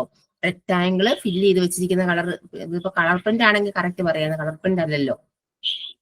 അപ്പൊ അതിനകത്ത് റെക്ടാങ്കിൾ ഫില്ല് ചെയ്ത് വെച്ചിരിക്കുക, കളർ കൊടുത്ത് ഫില്ല് ചെയ്ത് വെച്ചിരിക്കുക. സ്റ്റേജ്, പെർഫോമൻസ്, പ്രോഗ്രാം, അതുപോലെ ആക്ടർ, അതാണ് ആങ്കർ.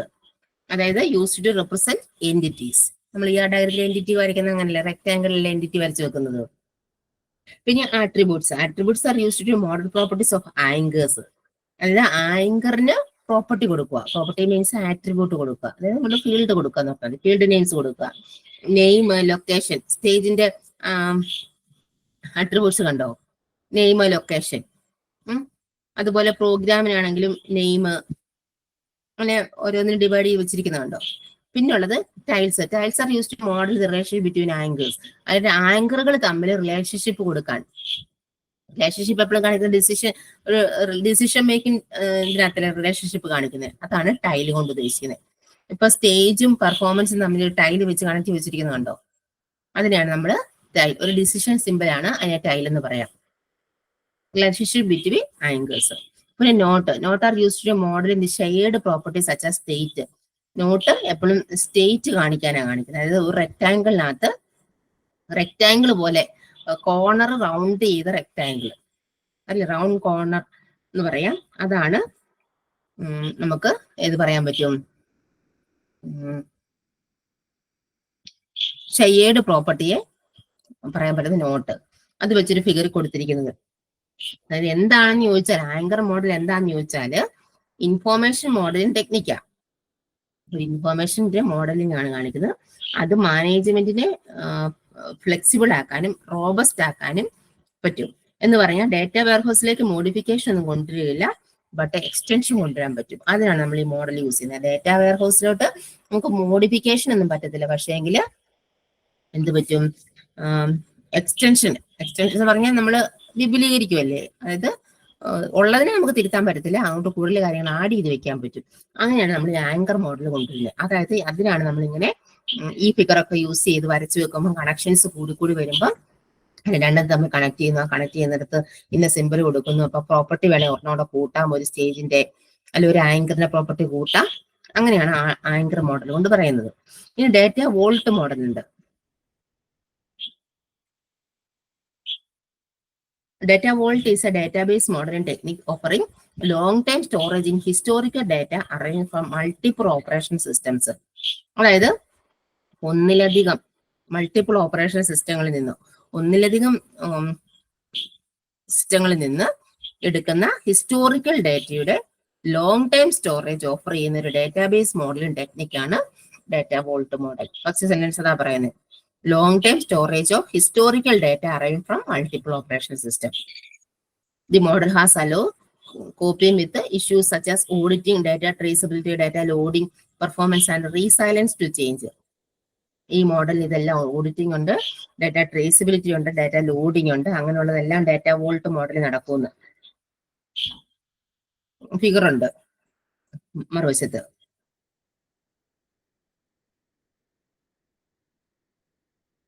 അതായത് ഡേറ്റ ഓഡിറ്റ് ചെയ്യാൻ പറ്റും, അല്ലെങ്കിൽ ട്രേസബിലിറ്റി എന്ന് പറഞ്ഞാൽ ഇത്രയേ ഉള്ളൂ. നമ്മൾ എക്സലിനകത്തൊക്കെ ഇപ്പൊ പഠിക്കുമ്പോൾ ഓഡിറ്റിംഗ് ഒക്കെ പഠിക്കാറില്ലേ, trace precedence, trace independence, trace dependence എന്നൊക്കെ പറയാൻ നമ്മൾ എക്സലിൽ പഠിച്ചിട്ടില്ലേ. അതായത് ആ മോഡൽ അവിടെ പറയുന്നത് ഡേറ്റ വോൾട്ട് മോഡല്. അതായത് ഡേറ്റയുടെ ഹിസ്റ്ററി എടുക്കുക. ഇപ്പൊ ഞാൻ പറയാം, എക്സലിനകത്ത് നമുക്കൊരു ടേബിളിൽ കുറെ കാര്യങ്ങൾ കൊടുത്തിട്ടുണ്ട്. അതൊരു സാലറിയെ സംബന്ധിച്ചോ അല്ലെങ്കിൽ ഇപ്പൊ ഒരു കടയിലെയാണെന്ന് വെക്കാം. ഒരു കടയിലെ കുറെ സാധനങ്ങളുണ്ട്. ആ സാധനങ്ങള് അതിന്റെ ഒരു ലിസ്റ്റ് ഇങ്ങനെ കൊടുത്തു വെച്ചിട്ട് അതിൽ നിന്ന് എന്നിട്ട് പല സെല്ലിലോട്ട് പല കാര്യങ്ങളൊക്കെ കൂട്ടി വെച്ചിട്ടുണ്ട്. സ്റ്റോക്കിന്റെ തന്നെ കണ്ടന്റ്, അല്ലെങ്കിൽ ഒരു ദിവസത്തെ എമൗണ്ട് എത്ര കിട്ടി. അപ്പൊ നമ്മൾ ഒരു സെല്ലിൽ ക്ലിക്ക് ചെയ്യുമ്പോൾ ആ സെല്ല് വേറൊക്കെ സെല്ലിനെ ഡിപ്പെൻഡ് ചെയ്തിരിക്കുന്നു, അല്ലെങ്കിൽ ഇൻഡിപെൻഡന്റ് ആണ്, റിലേറ്റഡ് ആണ് എന്ന് കാണിക്കാനാണ് നമ്മൾ ട്രേസ് ഓഡിറ്റിംഗ് കമാൻഡ് കൊടുത്ത് ചെയ്യുന്ന നമുക്ക് പറയും. എന്ന് പറയുന്ന പോലെ ഹിസ്റ്റോറിക്കൽ ഡേറ്റയെ ഓഫർ ചെയ്യുന്ന ഒരു ഡേറ്റാബേസ് മോഡലിംഗ് ടെക്നിക്കാണ് ഡേറ്റ വോൾട്ട്.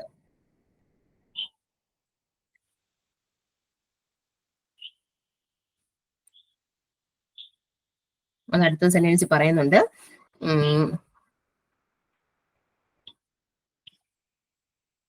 ഡേറ്റ വോൾട്ടിലുള്ള ഡേറ്റയുടെ ഓരോ റോയും റെക്കോർഡ് സോഴ്സും ഒക്കെ ഡേറ്റ് ഓഫ് ലോഡ് ആട്രിബ്യൂട്ട്സുകളായിട്ട് അസോസിയേറ്റ് ചെയ്തിരിക്കുന്ന ഈ ഇൻഫോർമേഷൻ നമുക്ക് ഓഡിറ്റ് ഫോം വാല്യൂസ് ഒക്കെ കണ്ടെത്താൻ സഹായിക്കുന്നു എന്നുള്ളത്. Next hub. Hub are comprised of a list of distinct business keys. Hub എന്ന് പറഞ്ഞാല് ഒരു ബിസിനസിന്റെ കീ ആണ് ഹബ്ബ്. അതായത് അവിടെ പലതരത്തിലുള്ള ഹബ്ബുകൾ വരാം. സറോഗേറ്റ് കീ വരാം, ബിസിനസ് കീ വരാം, റെക്കോർഡ് സോഴ്സ് വരാം, മെറ്റാഡാറ്റ വരാം. അതായത് ഹബ്ബ് എന്ന് പറയുമ്പം a hub also contains metadata, design the source of business key, satellite tables, store descriptive attributes for the data in a hub. Example, a multiple language description for the key. A hub should have at least one satellite and at least should comprise the following attributes. Hub എന്ന് പറയുമ്പോൾ അവർക്ക് ഒരു ബിസിനസ്സിൽ നമുക്ക് ഒഴിച്ചുകൂടാൻ പറ്റാത്തൊരു key വരും. അതായത് സറോഗേറ്റ് കീ കാണും, ബിസിനസ് കീ കാണും. അപ്പൊ അതിനെ കൊണ്ട് നമുക്ക് ഹബ്ബ് എന്നുള്ള കൺസെപ്റ്റിലോട്ട് കൊണ്ടുവരാൻ പറ്റുക. ഹബ്ബിനകത്ത് ഹബ് ഐറ്റംസിന് സറോഗേറ്റ് കീയും പിന്നെ ബിസിനസ് കീകളും അതുപോലെ ബിസിനസ് കീയുടെ സോഴ്സ് വ്യക്തമാക്കുന്ന മെറ്റാഡേറ്റയും ഹബിലുണ്ട്. അപ്പൊ അവിടെ പറയുന്ന കീയെ കുറിച്ച് നമുക്ക് നോക്കാം. സറോഗേറ്റ് കീ എന്ന് പറഞ്ഞാൽ യൂണിക് ഐഡന്റിഫയർ ആയിരിക്കും. Connects other structures of the table comprising a surrogate key. Surrogate എന്ന് പറയുമ്പോൾ ഐഡന്റിഫയർ ഉണ്ടല്ലേ ഒരു ഇത് വേറുമായിട്ട് കണക്ട് ചെയ്യാൻ പറ്റത്തുള്ളൂ.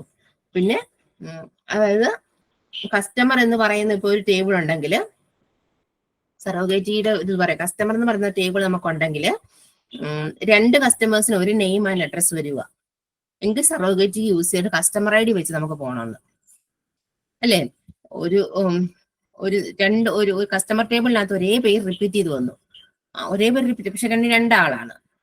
അങ്ങനെയാണെങ്കിൽ ആ കസ്റ്റമറിന്റെ കസ്റ്റമർ ഐ ഡി നോക്കി നമ്മൾ പോകണം. അപ്പൊ നമുക്ക് ഐഡന്റിഫയർ ആയിട്ട് സറോഗേറ്റ് എന്ന് അവിടെ പറയാൻ പറ്റും. അത് ഏതില് ഈ വോൾട്ട് മോഡലില് ഹബ് എന്ന് പറയുന്ന കൺസെപ്റ്റ് പറയുമ്പോഴേ പറയുന്നേ.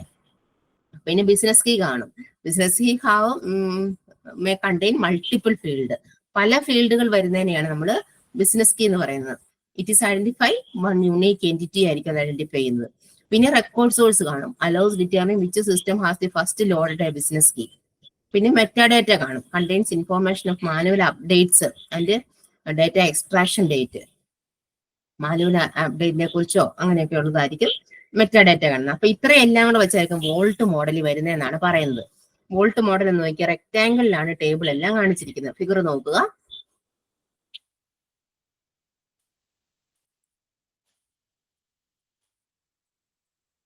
അവിടെ ആ കളർ പ്രിന്റ് ആണ് നിങ്ങൾ എടുത്തിരിക്കുന്നെങ്കിൽ നിങ്ങൾക്ക് an example of simple data model with 2 hubs blue, 4 satellites and link green എന്ന് കണ്ടോ. ലിങ്ക് സാറ്റലൈറ്റ് എന്നാന്നൂടെ പറയാനുണ്ട്. ഹബ്ബ് ഞാൻ പറഞ്ഞോളൂ, എന്നാൽ ലിങ്ക് സാറ്റലൈറ്റോട് പറഞ്ഞിട്ട് പറയാം. Link tables are model providing relationship between business keys and fundamental many to many joining tables containing some metadata.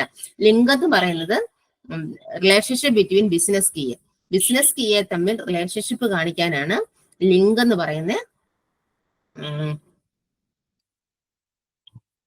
Table കൊടുത്തിരിക്കുന്നത്.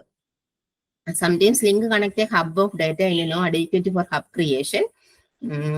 Link also comprises sorogory key for linked hubs. ഈ സാറ്റലൈറ്റോട് നോക്കാം. സാറ്റലൈറ്റ് എന്ന് പറഞ്ഞാൽ also comprises metadata connecting them to the parent link or hub.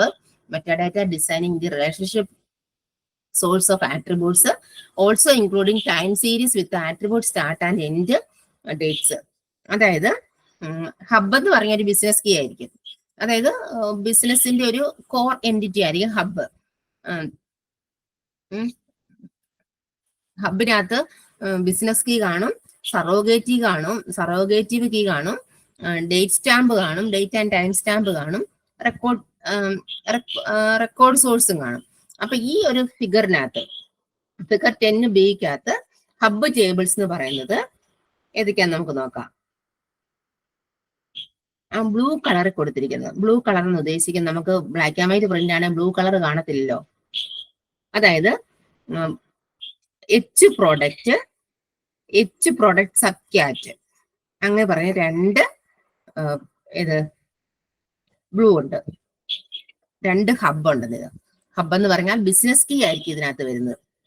H product എന്ന് പറയുന്ന ടേബിളിലും H product sub category എന്ന് പറയുന്ന ആ 2 എണ്ണമാണ് ഏത് hub, that is a business key വരുന്നത്. ഇനി പിന്നെ പറയുന്നത് യെല്ലോ കളറിലുള്ളതാണ് സാറ്റലൈറ്റ്. യെല്ലോ കളർ എന്ന് ഉദ്ദേശിക്കുന്നത്, യെല്ലോ കളർ എന്ന് പറയുന്നത് ഇത്രയേ ഉള്ളൂ.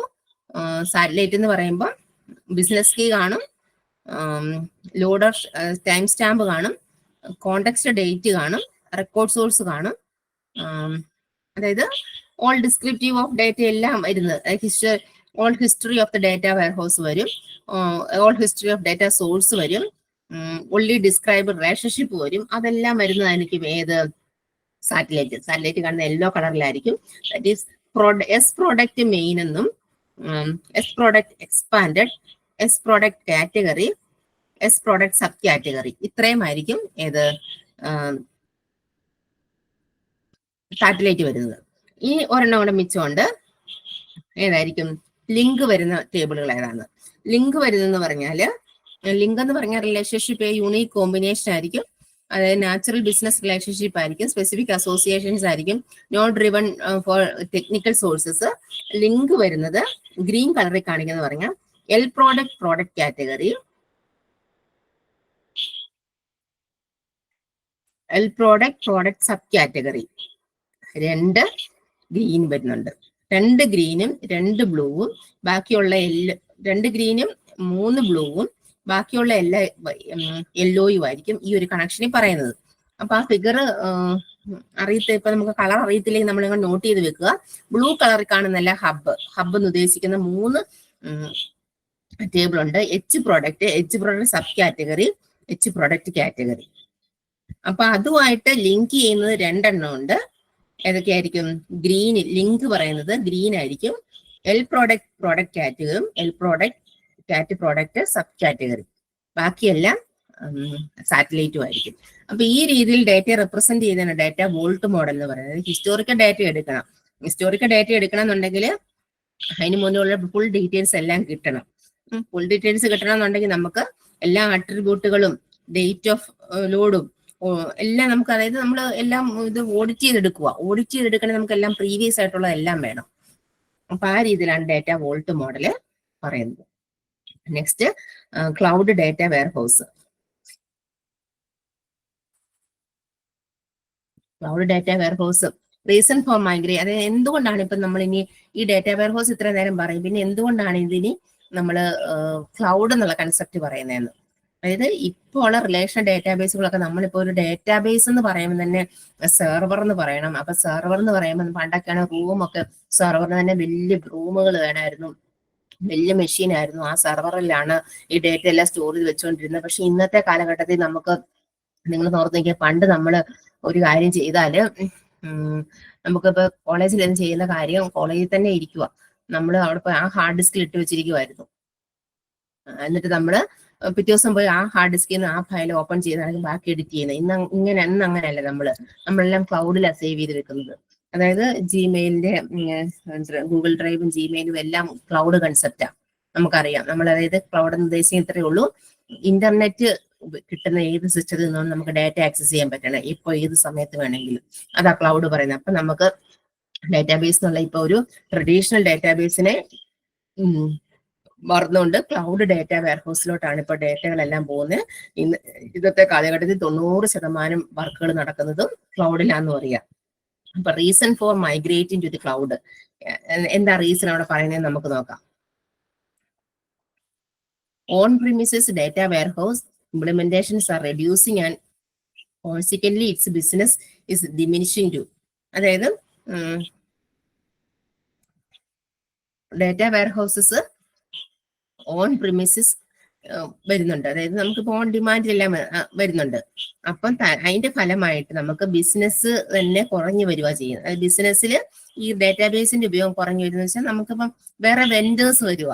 വേറെ വെൻഡേഴ്സ് ഉദ്ദേശിക്കുന്ന ഗൂഗിളോ ബിക്വറി, ആമസോൺ വെബ് സർവീസിന് റെഡ്ഷിഫ്റ്റ്, സ്നോഫ്ലേക്ക്, അഷ്വർ സിനാപ്സ് അനലിറ്റിക്സ്, ഇതൊക്കെ വരുമ്പോഴത്തേനും എന്ത് ചെയ്യും, ഈ ട്രഡീഷണൽ ഡാറ്റാബേസ് എന്നുള്ള ആ ഒരു കൺസെപ്റ്റ് മാറി ഈ പുതിയ വെണ്ടറെ എല്ലാവരും എടുക്കും. കാരണം നമുക്ക് ആവശ്യമുള്ളപ്പോൾ ആ ഒരു കുറച്ച് സ്പേസ് മതി നമുക്കൊരു ബിസിനസ് നടത്താൻ. ഇത്ര ഒരു ക്ലൗഡിൽ ഇതെല്ലാം സ്റ്റോർ ചെയ്ത് വെക്കാൻ പറ്റും.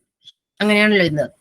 അല്ല, നമുക്ക് വലിയ ഹാർഡ്വെയർ റിക്വയർമെന്റ്സ് ഒന്നും വേണ്ട, വലിയ സോഫ്റ്റ്വെയർ റിക്വയർമെന്റ്സ് വേണ്ട. ഒരു കമ്പ്യൂട്ടറും അതുപോലെ അല്ലെങ്കിൽ ഫോണും നെറ്റും ഉണ്ടെങ്കിൽ നമുക്ക് ഇന്ന് ബിസിനസ് നടത്താൻ പറ്റും. അപ്പൊ ക്ലൗഡിലാണ് ഡാറ്റ എല്ലാം നിൽക്കുന്നത്, നമ്മുടെ ഡീറ്റെയിൽസ് നമ്മൾ ക്ലൗഡിലാണ് കൊടുക്കുന്നത്. അങ്ങനെയൊക്കെ വന്നതിനെ കുറിച്ച് റീസൺസ് പറയുന്നത്.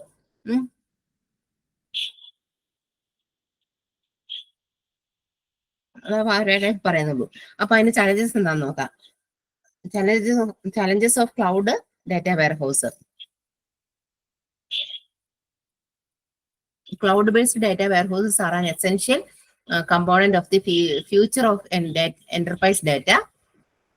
Challenges of hosting data warehouse in the cloud environment as below. Data extraction, transformation and subsequent loading. അതൊക്കെ പെട്ടെന്ന് നടക്കുക. അപ്പൊ അത് ഡാറ്റ എക്സ്ട്രാക്ഷനും ട്രാൻസ്ഫോർമേഷനും സബ്സിക്വന്റ് ലോഡിങ്. പിന്നെ ഞാനിപ്പോ എക്സ്ട്രാക്ഷൻ ട്രാൻസ്ഫോർമേഷൻ ഒന്നും പറയേണ്ട ആവശ്യമില്ല. Context and user based data access, management of heterogeneous data velocity, പല ഡാറ്റ വരുന്നുണ്ട്, ഹെട്രോജീനസ് ഡിഫറെന്റ് ഡാറ്റയുടെ വെലോസിറ്റിയെ മാനേജ് ചെയ്യുന്നത്. Ensuring instant availability of new data source, അതായത് പുതിയ ഡാറ്റാ സോഴ്സുകളുടെ ഇൻസ്റ്റന്റ് ലഭ്യത അല്ലെ, നമുക്കിപ്പോ എപ്പോ വേണേലും എന്ത് വേണേലും ഇപ്പൊ ഇൻസ്റ്റന്റ് ആയിട്ടെല്ലാം കിട്ടുമല്ലോ. പിന്നെ എൻഷുറിംഗ് ഡാറ്റ ക്വാളിറ്റി, ഡാറ്റയുടെ ഗുണനിലവാരം, അതുപോലെ management of sensitive data and compliance of regulatory mandates, sensitive ഡാറ്റയുടെ മാനേജ്മെന്റും റെഗുലേറ്ററി ഉത്തരവ് അങ്ങനെയൊക്കെ വരുന്നത്. Interoperability with tools and infrastructure external to cloud environment, അതായത് ക്ലൗഡിന് പുറത്തുള്ള ടൂൾസിന്റെ അടിസ്ഥാനമാക്കിയിട്ടുള്ള പരസ്പര പ്രവർത്തനങ്ങൾ. Communication with legacy systems that could not be migrated to cloud for technical and organizational reasons. അതായത് ടെക്നിക്കൽ അല്ല ഓർഗനൈസേഷൻ റീസൺ മൂലം ക്ലൗഡിലേക്ക് മൈഗ്രേറ്റ് ചെയ്യാൻ പറ്റാത്ത ലെഗസി സിസ്റ്റംസ് ആയിട്ട് കമ്മ്യൂണിക്കേറ്റ് ചെയ്യുന്നത്. ഇതൊക്കെ നമുക്ക് പറയാം challenges of cloud data warehouses. ഇന്നെല്ലാം ക്ലൗഡിലാണ് വരുന്നത് എന്നുള്ളത്. പിന്നെ building a successful cloud data warehouse, അതിന് മൂന്ന് സ്റ്റേജാ പറയുന്നത്. സ്റ്റേജ് 1, 2, 3. 1 പറയുന്നത് formulating an approach of data curation at scale and data migration. അതായത് എന്ന് പറഞ്ഞാൽ ഡാറ്റ ക്യൂറേഷൻ എന്ന് പറഞ്ഞാൽ ഡാറ്റ സെറ്റുകൾ ക്രിയേറ്റ് ചെയ്യുന്നതിനും ഇപ്പൊ മാനേജ് ചെയ്യുന്നതിനും മെയിൻറ്റെയിൻ ചെയ്യുന്നത് ഒരു പ്രോസസ്സാണ്. അപ്പൊ so they can be accessed used by people looking for information. നമുക്ക് വിവരങ്ങൾ തിരിയുന്ന ആളുകൾക്ക് അത് ആക്സസ് ചെയ്യാൻ ഉപയോഗിക്കാനും കഴിയണം. അപ്പൊ formatting and approach of data curation and scale and data integration, അതാ പറയുന്നത് ഫസ്റ്റ് സ്റ്റെപ്പ്. സക്സസ്ഫുൾ ആയിട്ടുള്ള ക്ലൗഡ് ഡാറ്റ വെയർഹൗസ് ബിൽഡ് ചെയ്യണമെങ്കിൽ നമ്മൾ ഒരു ഡാറ്റ ക്യൂറേഷൻ നടത്തണം. അതായത് അങ്ങനെ ഒരു പ്രോസസ്സ് വേണ്ടി വരും. അപ്പൊ ഡാറ്റ ഇന്റഗ്രേറ്റ് ചെയ്ത് നിൽക്കണം. അങ്ങനെ in order to carefully plan the approach of data integration as the following consideration, 4 സാഹചര്യങ്ങൾ പറയുന്നുണ്ട്. Preparedness of enterprise changes, besides technical changes, the ability to prepare for such scenario. അതായത് enterprises change ചെയ്യാനുള്ള തയ്യാറെടുപ്പ്, technological changes കൂടാതെ അല്ലെങ്കിൽ അത്തരം സാഹചര്യങ്ങൾക്കുമായിട്ട് തയ്യാറെടുക്കാനുള്ള ability, അങ്ങനെയൊക്കെ വരുമ്പോൾ നമ്മൾ ക്ലൗഡ് ഡാറ്റ വെയർഹൗസിലോട്ട് പോകും. Enterprises readers adopt new technologies including unknown ones developed in the future. അതായത് അൺനോൺ ടെക്നോളജീസ് ഒക്കെ ഭാവിയിൽ ഡെവലപ്പ് ചെയ്യണമെങ്കിൽ അത് അഡോപ്റ്റ് ചെയ്യണമെങ്കിൽ എന്ത് വേണം? ക്ലൗഡ് ഡാറ്റ വെയർഹൗസ് തന്നെ വേണം. പിന്നെ future objectives of your enterprises that would have a critical impact on your data integration architecture already in place. അതായത് എന്റർപ്രൈസസിന്റെ ഫ്യൂച്ചർ ഒബ്ജക്റ്റീവ്സും ഡാറ്റ ഇന്റഗ്രേഷനും ആർക്കിടെക്ചറും ക്രിട്ടിക്കൽ ഇമ്പാക്ട് ചെലുത്തുന്നുണ്ട്. പിന്നെ enterprises expectation from this approach in terms adding measurable and tangible values in business growth. Enterprises ബിസിനസിന്റെ measurable and tangible values add ചെയ്യണം. ഇങ്ങനെയൊക്കെ വരുമ്പോൾ എന്ത് ചെയ്യും? നമുക്കൊരു സക്സസ്ഫുൾ ആയിട്ടൊരു ക്ലൗഡ് ഡാറ്റ വെയർഹൗസ് ബിൽഡ് ചെയ്യാൻ പറ്റും എന്ന് പറയുന്നത്. സെക്കൻഡ് സ്റ്റേജ് പറയുന്നത് ലെവറേജിങ് data integration platform for on demand data provisioning. അതായത് ഓൺ ഡിമാൻഡിങ്ങിൽ എന്ന് പറഞ്ഞാല് ഇന്റഗ്രേറ്റഡ് പ്ലാറ്റ്ഫോം മാനിപ്പുലേറ്റ് ചെയ്യും.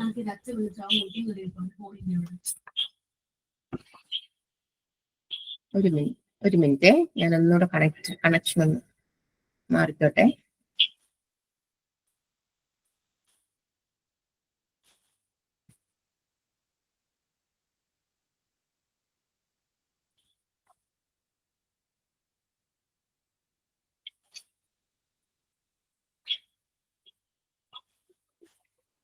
ഓക്കെ,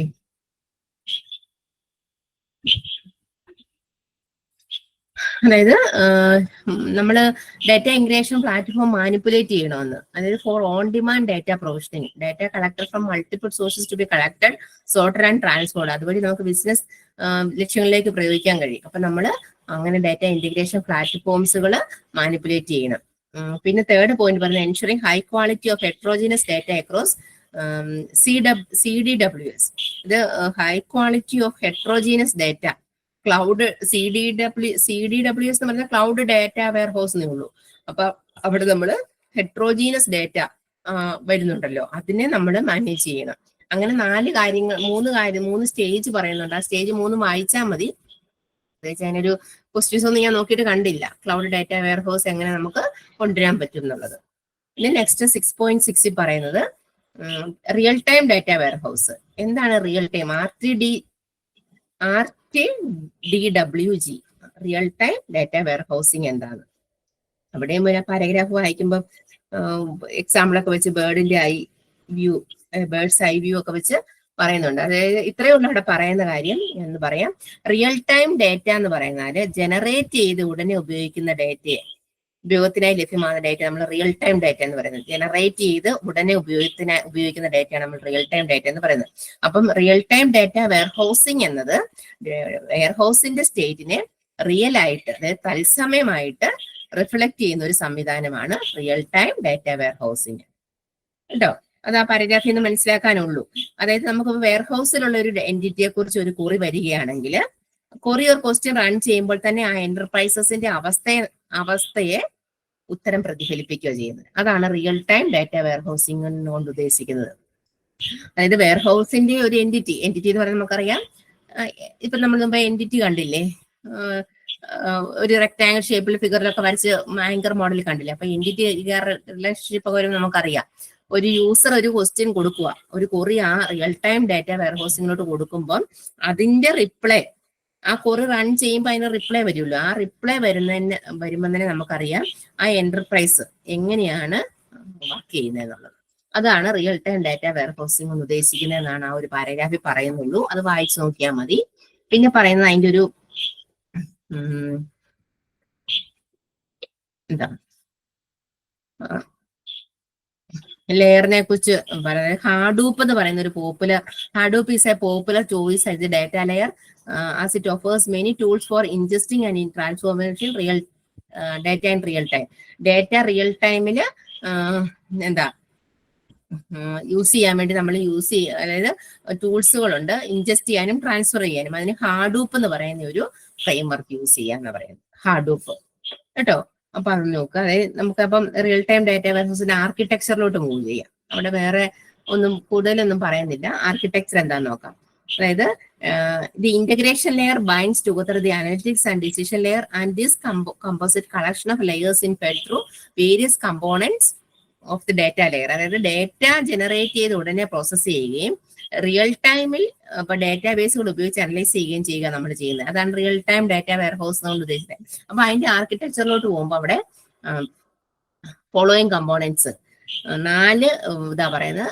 ഇത് ഫസ്റ്റ് വൺ പറയുന്നത് data production system hosted on data source are responsible for populating data warehouse. അതായത് ഡാറ്റ സോഴ്സുകളിൽ host ചെയ്തിരിക്കുന്ന ഡാറ്റ പ്രൊഡക്ഷൻ സിസ്റ്റങ്ങൾ കാണും ഡാറ്റ സോഴ്സുകളിൽ.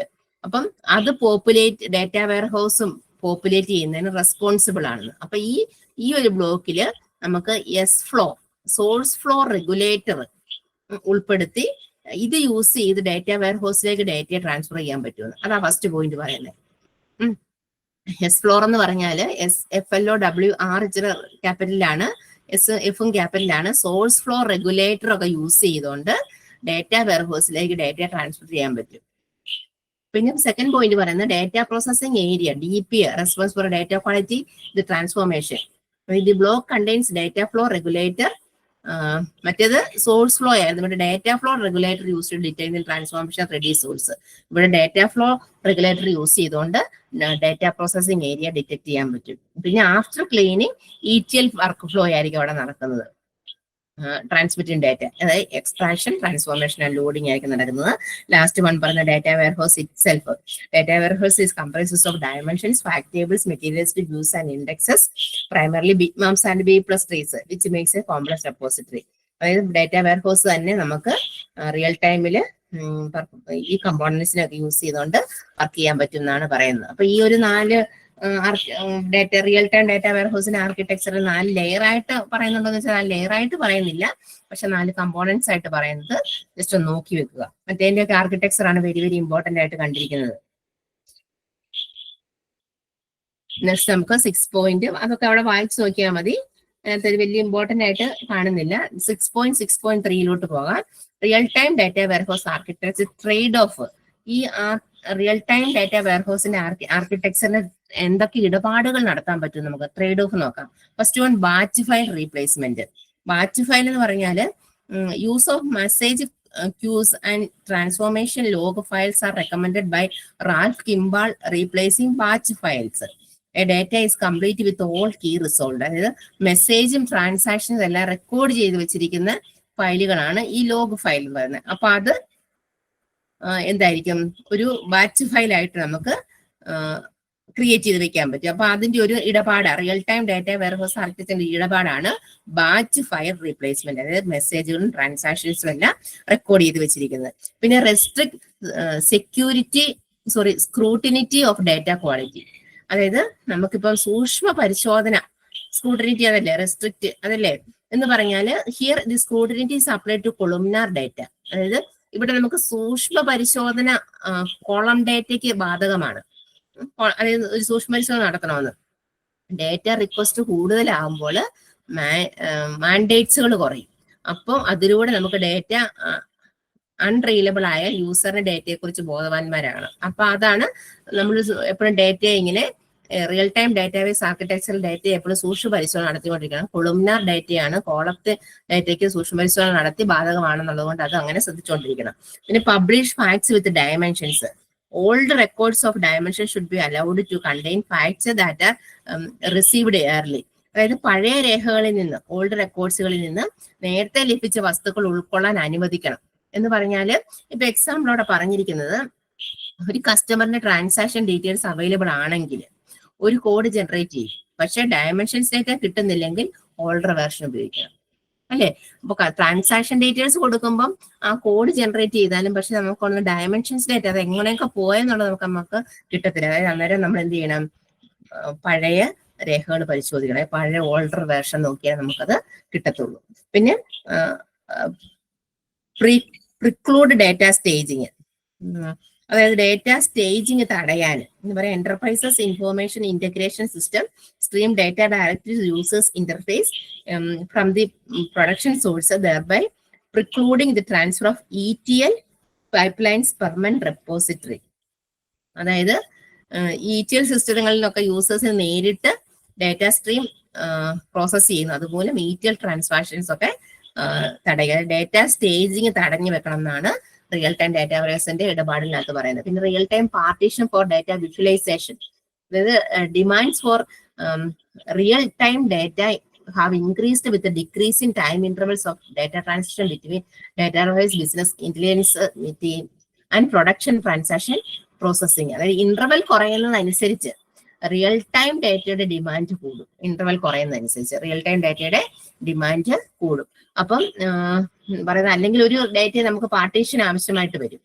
അപ്പൊ നമുക്ക് അവിടെ പറയുന്നത് ഫോളോയിങ് ആർ ദി എന്തൊക്കെ വരാം, the real time partition needs to confirm the following request contain complete set of activities since last update of the static data warehouse. നമുക്ക് എല്ലാ ആക്ടിവിറ്റികളിലും ലാസ്റ്റ് അപ്ഡേറ്റും എല്ലാം നമ്മൾ മനസ്സിലാക്കി വെക്കണം. എന്നാൽ മാത്രമേ റിയൽ ടൈം പാർട്ടീഷൻ നമുക്ക് നോക്കാൻ പറ്റത്തുള്ളൂ. പിന്നെ ഉള്ളത് connect precisely a true physical fact table partition with static data warehouses grain the content. അതായത് സ്റ്റാറ്റിക് ഡാറ്റ വെയർഹൗസുകളിലേക്ക് ഫാക്ട് ടേബിൾ പാർട്ടീഷനായി കണക്ട് ചെയ്ത് വെക്കണം. പിന്നെ allow continuous trickling of data through simple indexes. അതായത് ഡാറ്റയുടെ തട്ടിപ്പ് അല്ലേ, അതെങ്ങനെയാന്ന് വെച്ചാല് real time partition being completely indexed by not be viable in case of relation database where indexes are logically disparate to the partitioning structure. Mapping real-time partition in memory to support high-performance queries even without extended indexes. അത് real-time partition നടത്തണമെങ്കിൽ നമുക്ക് support high-performance queries ആവശ്യമാണെന്നുള്ളത്. അപ്പൊ അങ്ങനെയാണ് real time partition for data visualisation പറയുന്നത്. അതായത് ഇതൊക്കെ ഇങ്ങനെയുള്ള ഇടപാടുകളൊക്കെ ഇതിനകത്ത് നടക്കും എന്നുള്ളത് നോട്ട് ചെയ്ത് വെച്ചാൽ മതി. അതായത് ബാച്ച് പ്രോസസ്സിങ് നല്ലോണം പരിശോധിക്കുന്ന സ്ക്രൂട്ടിനിറ്റി ഓഫ് ഡാറ്റ ക്വാളിറ്റി പറയുന്നുണ്ട്. പിന്നെ പബ്ലിഷ് ഫാക്ട്സ് വിത്ത് ഡയമെൻഷൻസ്, പഴയ റെക്കോർഡുകളൊക്കെ സൂക്ഷിച്ചു വെക്കണം. നമുക്ക് ഫോൾഡർ വേർഷൻസ് ഒക്കെ ആവശ്യമായിട്ട് വരും. പിന്നെ സ്റ്റേജിങ് തടയുന്നുണ്ട്. അതുപോലെ real time partitioning, data visualisation, real time ആയിട്ട് പാർട്ടീഷനിങ്, ഡാറ്റയെ വിഭജിക്കണം എന്നൊക്കെയാണ് പറയുന്നത്. അതൊക്കെ ജസ്റ്റ് വായിച്ചാൽ മതി. Real time partition for transactions, അല്ലെങ്കിൽ real time partition based on periodic snapshot ഒക്കെ ജസ്റ്റ് വായിച്ചു നോക്കുക. Next heading data warehouse and Hadoop. എന്താണ് ഹാഡൂപ്പ്? ഹാഡൂപ്പ് എന്ന് പറഞ്ഞാൽ മുമ്പ് ഞാൻ പറഞ്ഞു, it's open source Java oriented framework comprising 2 fundamental components. Java oriented ആയിട്ടുള്ള ഓപ്പൺ സോഴ്സ് ഫ്രെയിംവർക്ക് ആണ്. അതായത് ജാവയെ അടിസ്ഥാനമാക്കിയുള്ള framework large amount of data store ചെയ്യാനും പ്രോസസ് ചെയ്യാനുമാണ് ഈ ഹാഡൂപ്പ് എന്ന് പറയുന്ന ഫ്രെയിംവർക്ക് യൂസ് ചെയ്യുന്നത്. അതിന് ടു ഫണ്ടമെന്റൽ കമ്പോണൻസ് ഉണ്ട്, storage and processing, especially to deal with the massive volumes of data in a distributed computing ecosystem. The storage component of Hadoop is also called Hadoop Distributed File System. HDFS will be, while the processing component is termed as MapReduce. അങ്ങനെ രണ്ട് ഹാഡൂപ്പ് എന്ന് പറയുന്ന ഫ്രെയിംവർക്കിന് രണ്ട് components ഉണ്ട്, ഒന്ന് സ്റ്റോറേജും ഒന്ന് processing യൂണിറ്റും. സ്റ്റോറേജ് എന്ന് പറയുന്നത് HDFS ആയിരിക്കും, that is Hadoop distributed file system ആയിരിക്കും. രണ്ടാമത്തെ എന്ന് പറയുന്നത് പ്രോസസ്സിംഗ് യൂണിറ്റ് എന്ന് പറയുന്നത് MapReduce ആയിരിക്കും. അപ്പം നമുക്ക് അതിന്റെ മൊഡ്യൂൾസിലോട്ട് മൂവ് ചെയ്യാം. ഹാഡൂപ്പ് ഡിസ്ട്രിബ്യൂട്ടഡ് ഫയൽ സിസ്റ്റം എന്ന് പറഞ്ഞാൽ data storage with easy accessibility, easy ആയിട്ട് ആക്സസ് ചെയ്യാൻ പറ്റുക.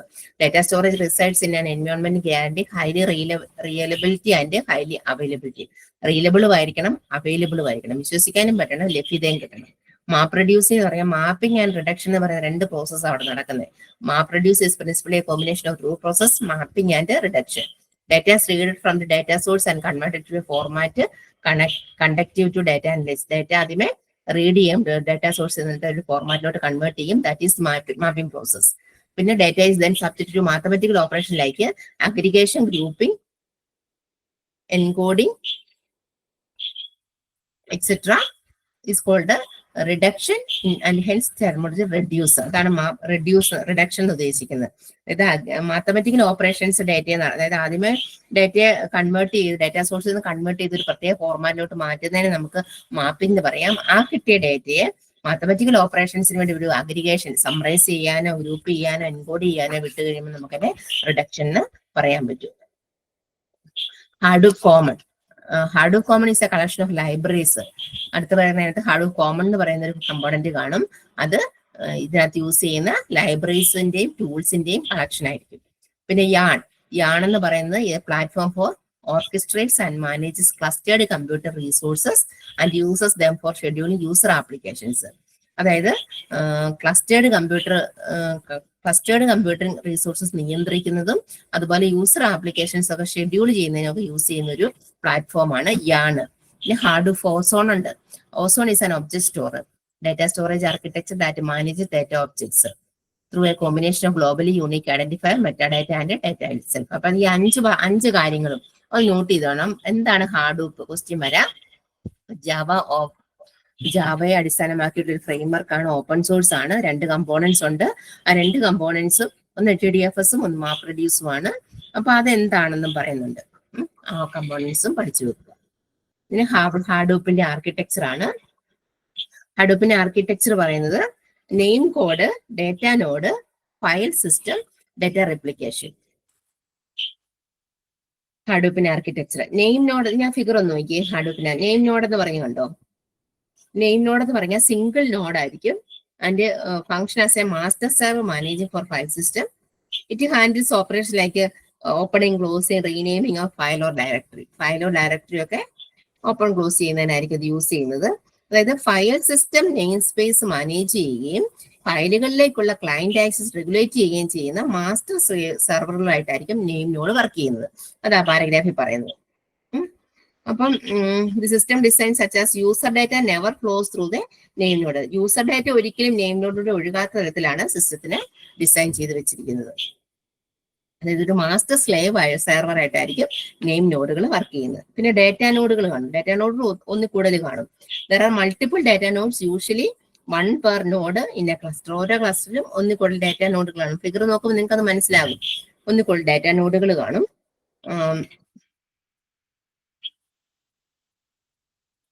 അപ്പൊ based on instruction from name node, data nodes perform block creation, deletion and replication.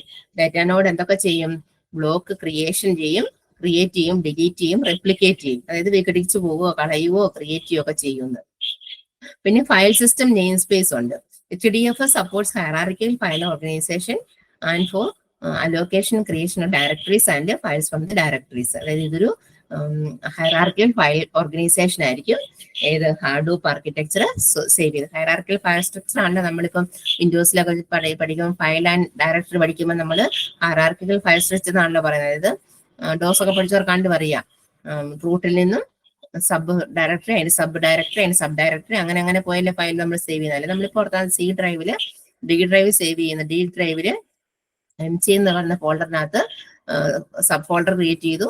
ആ MC എന്ന് പറയുന്ന സബ് ഫോൾഡറിനകത്ത് നമ്മളൊരു കസ്റ്റമർ സേവ് ചെയ്ത് വെച്ചു, ഫോൾഡർ ക്രിയേറ്റ്. ആ ഫസ്റ്റമിനകത്ത് നമ്മൾ പല സബ്ജക്റ്റുകൾ സേവ് ചെയ്ത് വെച്ചു, folder.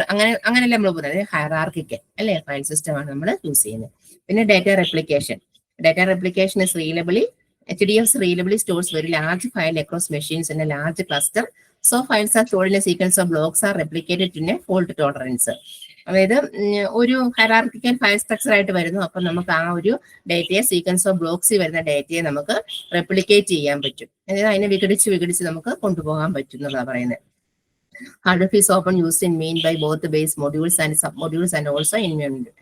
Base modules and submodules and environment ഒക്കെ മനസ്സിലാക്കാം. Hadoop ഒരുപാട് യൂസ് ചെയ്യുന്നുണ്ടെന്ന് പറയും. 4 Hadoopന്റെ ആർക്കിടെക്ചറിനകത്ത് 4 കമ്പോണന്റ് ഉണ്ടെന്ന് പഠിച്ചു വെക്കുക. Name node, data node, file system, data replication. ആ ഫിഗർ നോക്കുമ്പോൾ ഈസി ആയിട്ട് മനസ്സിലാക്കാനുള്ളതേ ഉള്ളൂ. Next comparisons of Hadoop and data warehouse. അപ്പൊ ഡാറ്റ വെയർഹൗസും Hadoopും തമ്മിലുള്ള ഡിഫറൻസ് ആണ് പറയുന്നത്.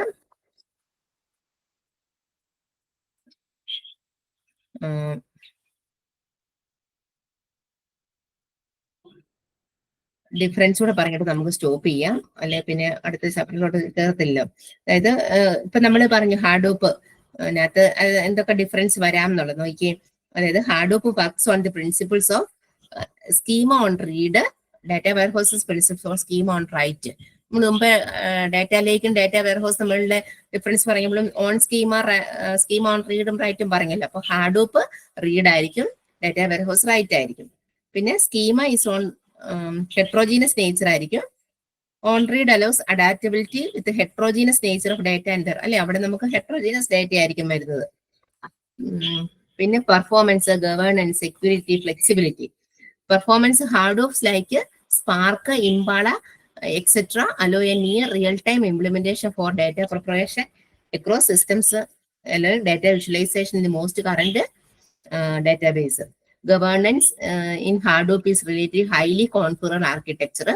Security, Hadoop implements security at a block level addition of offering transparent encryption. Transparent encryption ഒപ്പം block ലെവലിലും Hadoop security നൽകും. അപ്പൊ നമുക്ക് ഡാറ്റ വെയർഹൗസ് ഇപ്പൊ നമുക്ക് അറിയാം. നമ്മൾ ഡാറ്റയിലേക്ക് പറഞ്ഞപ്പോൾ തന്നെ ഡാറ്റ വെയർഹൗസിന്റെ ക്യാരക്ടറിസ്റ്റിക്സ് നമ്മൾ മനസ്സിലാക്കി വെച്ചിട്ടുണ്ട്. അപ്പൊ ഇതിന്റെ ഹാഡൂപ്പിന്റെ ക്യാരക്ടറിസ്റ്റിക്സ് ആണ് മനസ്സിലാക്കി. പെർഫോമൻസ് ഹൈ ആയിരിക്കും, ഗവേണൻസ് ഹൈലി കോൺഫിഗർ ആർക്കിടെക്ചർ ആണ്, സെക്യൂരിറ്റി ബ്ലോക്ക് ലെവലിലായിരിക്കും, അല്ലെങ്കിൽ ട്രാൻസ്പെറന്റ് എൻക്രിപ്ഷനോടൊപ്പം ബ്ലോക്ക് ലെവലിലും ഹാഡൂപ്പ് സെക്യൂരിറ്റി നൽകുന്നുണ്ടെന്ന് പറയാം. ഹാഡൂപ്പിന് മാസീവ് സ്റ്റോറേജും കമ്പ്യൂട്ടിംഗ് കപ്പാസിറ്റിയും ഡാറ്റ ഡെൻസിറ്റിയും ഒക്കെ ഡാറ്റ സെൻസിറ്റൈസും ചെയ്യുന്നത് എളുപ്പമാകുന്നുണ്ടെന്ന് പറയാം. പിന്നെ ഫ്ലെക്സിബിൾ ആയിരിക്കും. Hadoop is intrinsically flexible in scaling computer average memory and network resource. അതായത് ഫ്ലെക്സിബിൾ ആയിരിക്കും ഇതിലെല്ലാം. അതായത് ഹാഡൂപ്പിന് ഇതെല്ലാം ഉണ്ട്, computer, storage, memory, network resource എല്ലാം ഉള്ളതുകൊണ്ട് ഇത് ഫ്ലെക്സിബിൾ ആയിരിക്കും എന്നും പറയുന്നത്. പിന്നെ data extraction, data transformation, data loading, data analysis and data visualisation എല്ലാം ഹാഡൂപ്പിൽ നടക്കുന്നുണ്ട്. ഇതെല്ലാം നമുക്ക് ഹാർഡ്വെയർ ഡാറ്റ വെയർഹൗസിൽ നടക്കുന്നുണ്ടെന്ന് അറിയാം, അല്ലെ? അപ്പൊ ആ മെയിൻ പോയിന്റ്സുകൾ അങ്ങനെ നോക്കി കമ്പയർ ചെയ്ത് പഠിച്ചു കൊടുക്കുക. Next advantages of building Hadoop data warehouse, അതുകൂടെ പറഞ്ഞ് നമുക്ക് സ്റ്റോപ്പ് ചെയ്യാം. 6.8 നാളത്തെ ക്ലാസ്സിൽ എടുക്കാം. അതായത് അഡ്വാൻറ്റേജസ് എന്ന് പറയുന്നത് heterogeneous data processing at scale. Heterogeneous ആയിരിക്കും, ETL പ്രോസസ്സിംഗ് നടക്കുന്നുണ്ട്, എഫിഷ്യന്റ് വർക്ക് ലോഡ് മാനേജ്മെന്റ് ഉണ്ട്, റിയൽ ടൈം ഡാറ്റ വെയർഹൗസിംഗ് നടക്കുന്നുണ്ട്, ഹാഡൂപ്പ് ഓഫീസ് ആർക്കിടെക്ചറിലാണ് ഡാറ്റ ലെവൽ ഫ്ലെക്സിബിലിറ്റി നൽകുന്നുണ്ട്. ഇതിന്റെ ചലഞ്ചസ് എന്തൊക്കെയാന്ന് നോക്കാം. ചലഞ്ചസ് എന്ന് പറയുന്നത് pre meeting of benefits patterns just വായിച്ചു നോക്കിയാൽ മതി. ഹാഡൂപ്പ് ആർക്കിടെക്ചർ, റെപ്പോസിറ്ററി, ഹിസ്റ്റോറിക്കൽ ഡാറ്റ ഉള്ളത് കൊണ്ട് അതൊരു ചലഞ്ച് ഒക്കെ ആയിട്ട് അവിടെ പറയുന്നുണ്ട്. അത് അത്രയേ ഉള്ളൂ. അപ്പൊ ഇവിടെ നിങ്ങൾ പഠിച്ചു വെക്കേണ്ടത് ഹാഡൂപ്പ് എന്താണ്, ഹാഡൂപ്പിന്റെ അഡ്വാൻറ്റേജസ് എന്താണ്, അതുപോലെ ഹാഡൂപ്പിന് മെയിൻ ആയിട്ട് വരുന്ന വെയർഹൗസുമായിട്ട് കമ്പയർ ചെയ്യുമ്പോൾ പെർഫോമൻസ്, ഗവേണൻസ്, സെക്യൂരിറ്റി, ഫ്ലെക്സിബിലിറ്റി ഒക്കെ ഉണ്ടോ, ആ പോയിന്റ്സ് കൂടെ നോട്ട് ചെയ്ത് വെക്കുക. അപ്പൊ നമുക്ക് നാളത്തെ ക്ലാസ്സിൽ ഡാറ്റ വെയർഹൗസ് ഓട്ടോമേഷൻ പഠിക്കാം. Okay, time